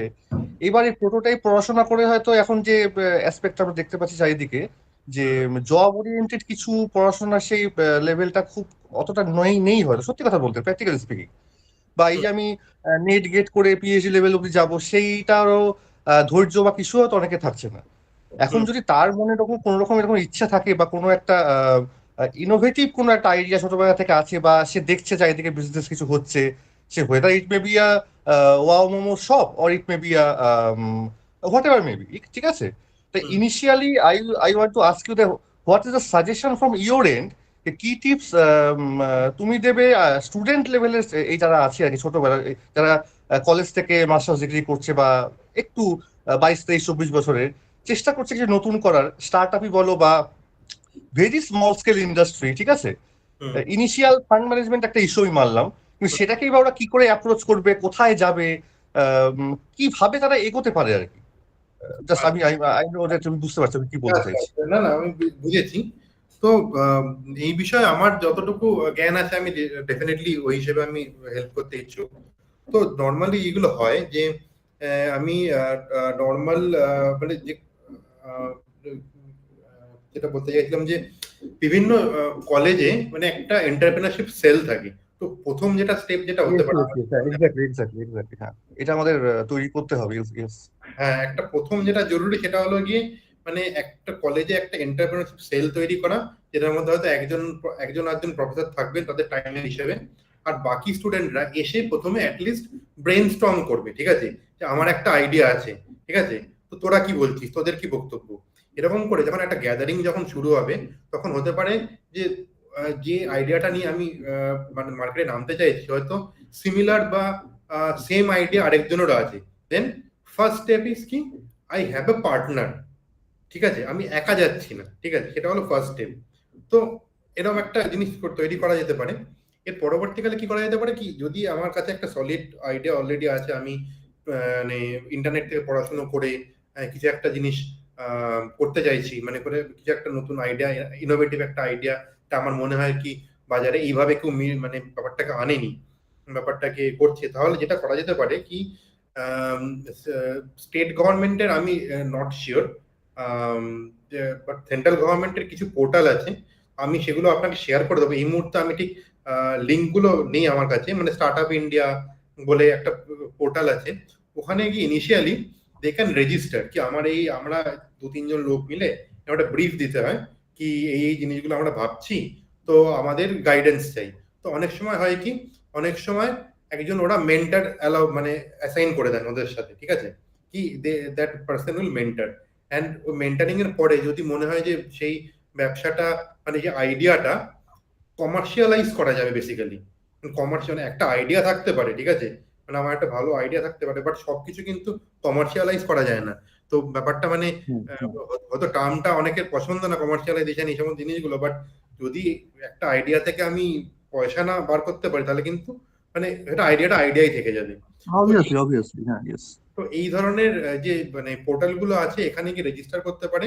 তো ওখানে যেটা হয় কি, মেন্টারিং, সেকেন্ড ফান্ডিংও ওরা টু সাম এক্সটেন্ট অ্যালাউ করে দেয়, মানে যদি আইডিয়াটা যদি মেরিট থাকে সেটা করে দেয়। আর যদি নিজের পক্ষে কিছু নাই বা যদি হয়, তাহলেও যেটা সুবিধাটা যেটা হয় নেটওয়ার্কিং, কারণ কি এন্টারপ্রেনারশিপ অ্যান্ড ব্যবসা, এটার জন্য নেটওয়ার্কিং খুব খুব বেশি জরুরি। মানে হতে পারে যে আপনার যে business partner he will complement your skills, আপনি হয়তো একটা পার্টিকুলার জিনিসে স্ট্রং, আপনার বিজনেস পার্টনার আরেকটা পার্টিকুলার জিনিসে স্ট্রং। তো ইউ হ্যাভ টু আইডেন্টিফাই কি আমার মধ্যে কি জিনিসগুলো কম আছে, সে কোন পার্টনার আপনার সাথে কমপ্লিমেন্ট করতে পারবে।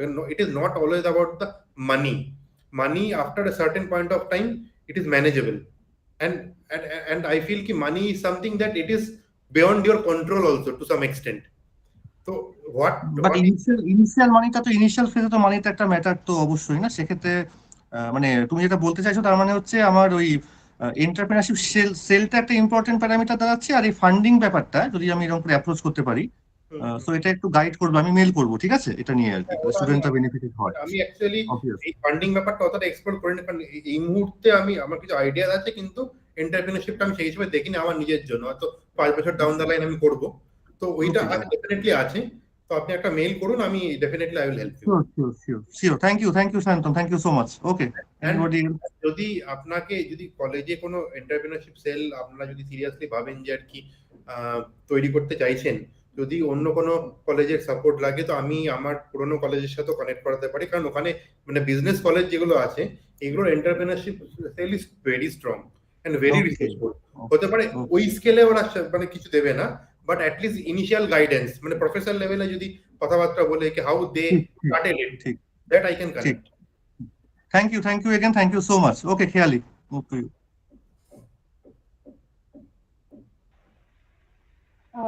আর কারোর যদি কিছু প্রশ্ন থাকে? যদি আর কেউ কিছু প্রশ্ন পরবর্তীকালেও করতে চান তাহলেও আমার কোনো অসুবিধা নেই, আমার আইডি প্রফেসর মুখার্জির কাছে আছে, তো আপনি আমি এটাকে শেয়ার করব। যে কোনো বন্ধু আমার যদি পরবর্তীকালে কোনো রকম সাহায্যের জন্য একটা মেল ড্রপ করে দিন, নাম্বার শেয়ার করে দিন, আর মোবাইল নাম্বারে কি হতে পারে তো রেসপন্সটা একটু পরে পাবে, but definitely I will try to respond and try to help. Sure, sir.